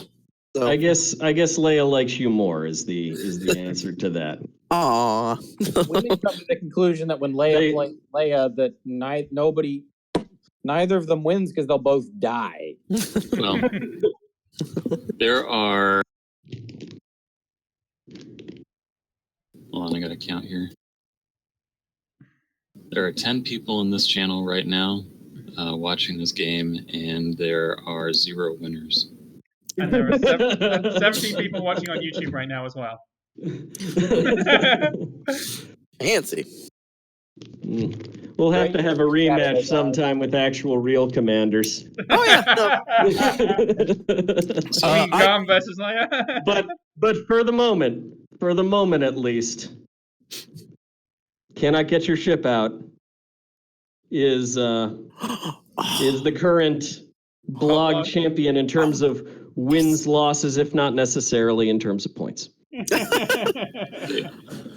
I do have some questions. Sure. Also, first to Biggs, what would you change, and how do you think your overall strategy with ATN kind of paid off here? Okay. I kind of liked ATN. I feel like it did good work with my hull. It did. And my available ships. It definitely felt like he had to go after my Y-wings instead of just ignoring them and going straight for bombing runs. I feel it works really well with the Starhawk, who doesn't want to eat all those tiny little shots of 3, 2, 3, 4 with frickin' Nora damage. Yeah. Sorry, I'm Satan. Yeah, you couldn't hear it, but he was saying Satan every single time that he re-rolled an X-wing miss into a hit or re-rolled into a Nora crit, and there was many times that he was saying that throughout the game. Yep. I mean, that's what his thing's built for. That's what his list is built for. So it did its job. What was part 2 of the question? What would I change? Yeah. The short answer is that I may have already created a GARM version of this fleet called Castle Kingside. And I like it a lot better, and it uses the usual GARM, Ahsoka, tons of tokens, and I no longer worry about dial fixing, because I actually bring Leia and slap her on the GR75 for nice. Dial fixing. Yeah. So That's the answer. Use a better commander. And hold on. Let me pull up my modified list here, and I'll tell you if there's what precisely I would. While you're pulling that up, here's an answer. One of them is Torrin Farr sits on the damn Starhawk. That's fair. I kept double blanking on things, and I just and my squadron complement changes up a little bit because I've got more points to work with. So my new squadron complement is 1 VCX, 3 Y-wings, Gold, and Lando. John doesn't like Lando. Sorry. One more question here. HTT. Yes, heavy turbo lasers. I like heavy turbo lasers. I think heavy turbo lasers are really good against the big ship heavy meta when you're chucking out a bunch of dice with a crit effect. Because if someone's bringing damage control officer on, say, a Starhawk, let's just say, or an IS or an SSD, then you can just muscle that crit effect through. Or if someone really wants to redirect and they also really want to brace, you force them to choose basically one or the other. And as long as you're dealing 6 to 7 damage with an attack, which an 8 dice front can get you, I think it's I think it's a pretty good all around upgrade. It also is good against onagers too, because you say salvo may go away. That's the other thing. It locks out the salvo. If you're doing a big hit, you just say nope, no salvo. If you want a salvo, you're eating the hit. I do like the synergy between that and ion cannon batteries for sure. I was really expecting that turn 3 activation to be a squadron and not a navigate. Because I was just seeing that. I'm like, I can do this. He's gonna have a squadron dialed in. It's gonna be awesome. So stripped his squadron token, slowed him down, and just said, "Okay, let's go." And then he revealed to navigate, the jerk. Yep. Well, I had the skilled first officer too, and the it's the one issue I have with Leia and or my playstyle is I'm really hesitant. It's like, let's go jump in, let's go right in for things. It's like, no, that's gonna get you killed, especially overpriced commander. So it's a lot of navigates and repairs on the potato after like a turn or two, just because it's just like just red dice will be there whenever they can, and just like it's a mobile platform, so. Did you feel like the Pelta command was helpful compared to maybe an assault or something with the same loadout? I'm not sure about that one. I think I got blue dice on something once at blue range. Yeah, Yavaris too. So I could probably have saved some points. You would have had black range, I think, on both shots as well, though. I was halfway thinking that the Pelta was gonna push some squadrons at some point, and then you put them on the other side of the table. And then I put them on the wrong side of the. I would say that I liked where he was in terms of how he was coming in. But yeah, I think for at least for this matchup that an assault Pelta would have probably been the better decision, and saved me a few points in there. What about your setup? Was that you were expecting him to hide behind all the debris and asteroids? Counterpoint, John, were you intentionally trying to make him think that? Oh, you think I know what I'm doing? That's not how. The only reason I think 3 turns ahead with the assault is because I have to have command 3. Everything else is what am I doing this turn? How do I unscrew myself? I'm still learning this objective. I stole the setup from Broba, so thanks, waves to California.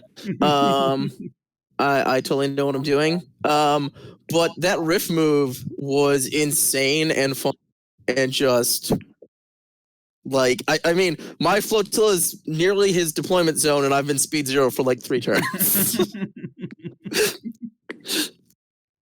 So, All right. Well, I guess same questions to you then. what would I change? I expect you to remember them. I liked the ATN on his build. I've been using ATN in a build myself because I only play janky, uncool commanders. Garm is too cool for me to play. I'm sorry. But the ATN was good. I'm still puzzling out myself. But like I had to go for those squads, and Torn and Vassal Dice sure loved me. Just Bigg's one-shotting a VCX and double tapping, I guess. The approach, it seemed fine. If we're asking more, I can keep talking about Biggs's build if you want me to, because I remember the question. His Pelta seemed pretty good, but I really thought when I said at the beginning of the game, I really thought he was going to put it in between the flotilla he had and the Starhawk, and when he put it on the other side, I was like, oh, well, okay. So, yeah. It almost worked out for me. Yeah. I mean, the fact that you were... Yeah, I mean, you didn't know where I was going to put anything. I might have had That's you where, put it. That's where the Pelta wants to be, because the Pelta doesn't want to get shot while it heals and heals and heals and heals and heals. Yeah, that's pretty accurate. Yeah, the squads did a bunch of work, and I still like Leia. I would have boarding troopered that the Concord had he not shot me with the ion cannon batteries. Yeah, that looked painful. I've been in that situation. You can ask Ted. He did it to me. Nice. No, it was a fun game. I had fun. I've been. I assume at some point you were telling all the watchers, "Hey, you should all start playing Vassal," because I know we got another month of this in Illinois. Maryland and Virginia are looking at another month and change, and that's optimistic. Oh, good. Hooray. Pennsylvania is thinking of starting to reopen some places on May 7th, but not the big cities, that's for sure. No. So yeah, like the central part of the state that have like 3 cases here, 2 cases there, they're talking that maybe they can start to go into, I think they've got it as like red, yellow, green for the reopenings, and they're talking maybe yellow for like Erie and central Pennsylvania. Everything north of Yeah, Hamilton. so Vassal's fun. Vassal's fun. Vassal's good. If you're in Australia, play Tabletop Simulator, I guess. But if you're not in Australia, Vassal's where it's at. Mm-hmm. So, charity tournament next weekend. Talking as I think everybody whose wallet's on the line is currently in this channel. Because I'm on the hook for $50. Biggs is on the hook for $50. Geek and Justin are both on the hook for money. We're on the hook for a little bit more than that if people play all 8 games. I'm on the hook for trying to get Sam to play Leia. Yep. He doesn't have to. It's just, care about charity, I guess. That's all that matters. So. Yeah.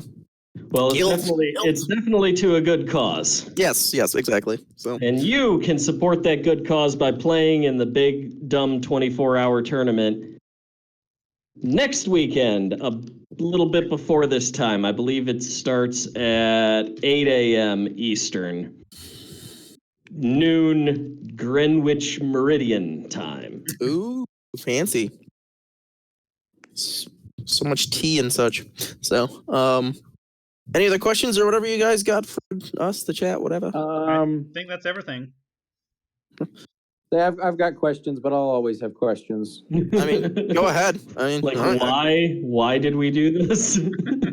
Why did you drop your flotilla where you did, Biggs? All of a sudden, it's just like, oh, this is not. I relevant really at all. thought that he was going to set up everything in the rocks and make me come through the rocks to him, so I assumed that would let my flotilla eventually trail behind and let me deploy all my squadrons so that they would be able to not be overlapped immediately. I kind of like that sideways flotilla initial deployment. The problem, though, is I didn't guess correctly where he was going to set up all his stuff. I mean, sort of. It's you had a bunch of I was able to drop all my squads before anything, so it was kind of got to see where you were putting all your stuff, and then it was just like, oh, you're over here. I'm not flying through my own rocks if I don't need to. Well, without being Jaina's Light. Yes. Jaina's Light is the best with rifts, guys. Let me tell you. I'm sure everyone watching noticed that Jaina's Light just doesn't care about rifts. Just says, "Oh no, I don't slow down to speed 0. Whatever." And I guess the other thing that I'll ask Biggs is just whether or not you considered it is the thing the commentariat came up with as the other alternative for your squadrons is if they had instead flown toward the right, like right from the point of view of somebody looking at the table, and then tried to pressure Yavaris's flank. Yeah, I didn't see that. I didn't see that going well because I needed those squadrons to ablate, protect against the B-wings, and I feel like they did a decent job initially. But I needed them. I needed them to eat those initial attacks, and sending them against Yavaris would just involve a ton of X-wings showing up over there, and the B-wings getting free reign. That was what the commentariat also came up with, but we weren't sure how John would have reacted to that play and whether or not that pressure would have been enough. You hear that? You hear that, John? We assume John had a plan. The literal answer is again, I'm flying by the seat of my. Well, we were discussing that your drunken master style of like you can't predict the plan when there isn't one. Yeah. Well, the Jaina's nav into 0 that one. Anywhere I go, I'm just hurting myself. He's either gonna hit me with, he's gonna Magnite and come in, and I'm just like, no, I'm not doing this. I'm out. And the nice thing with Leia and Ozzel is I'm dropping to 0. Like, well, aren't you gonna do anything about that? No, I'll be at 2 next turn. It's fine. And especially with Jaina's and the Rift, just like, oh, you're gonna land on the Rift. I don't care. It's like, oh, you'll be on the Rift next turn. It's fine. So. Yep.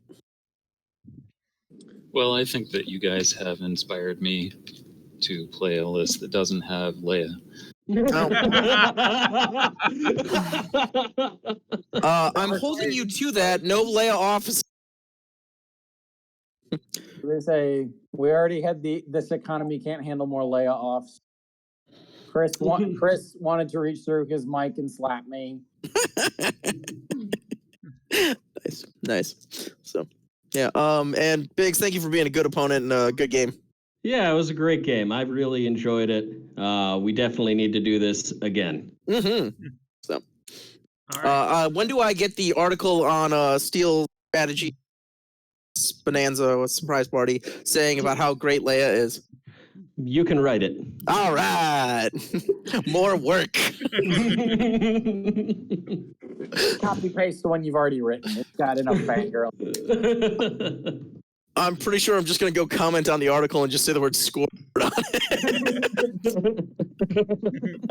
That sounds good, actually. That sounds very appropriate. All right. Yep. Well, I want to say thank you to John and Biggs for playing this game for us all to watch. I want to say thank you to everyone who commentated today, and thank you for everyone who's watching.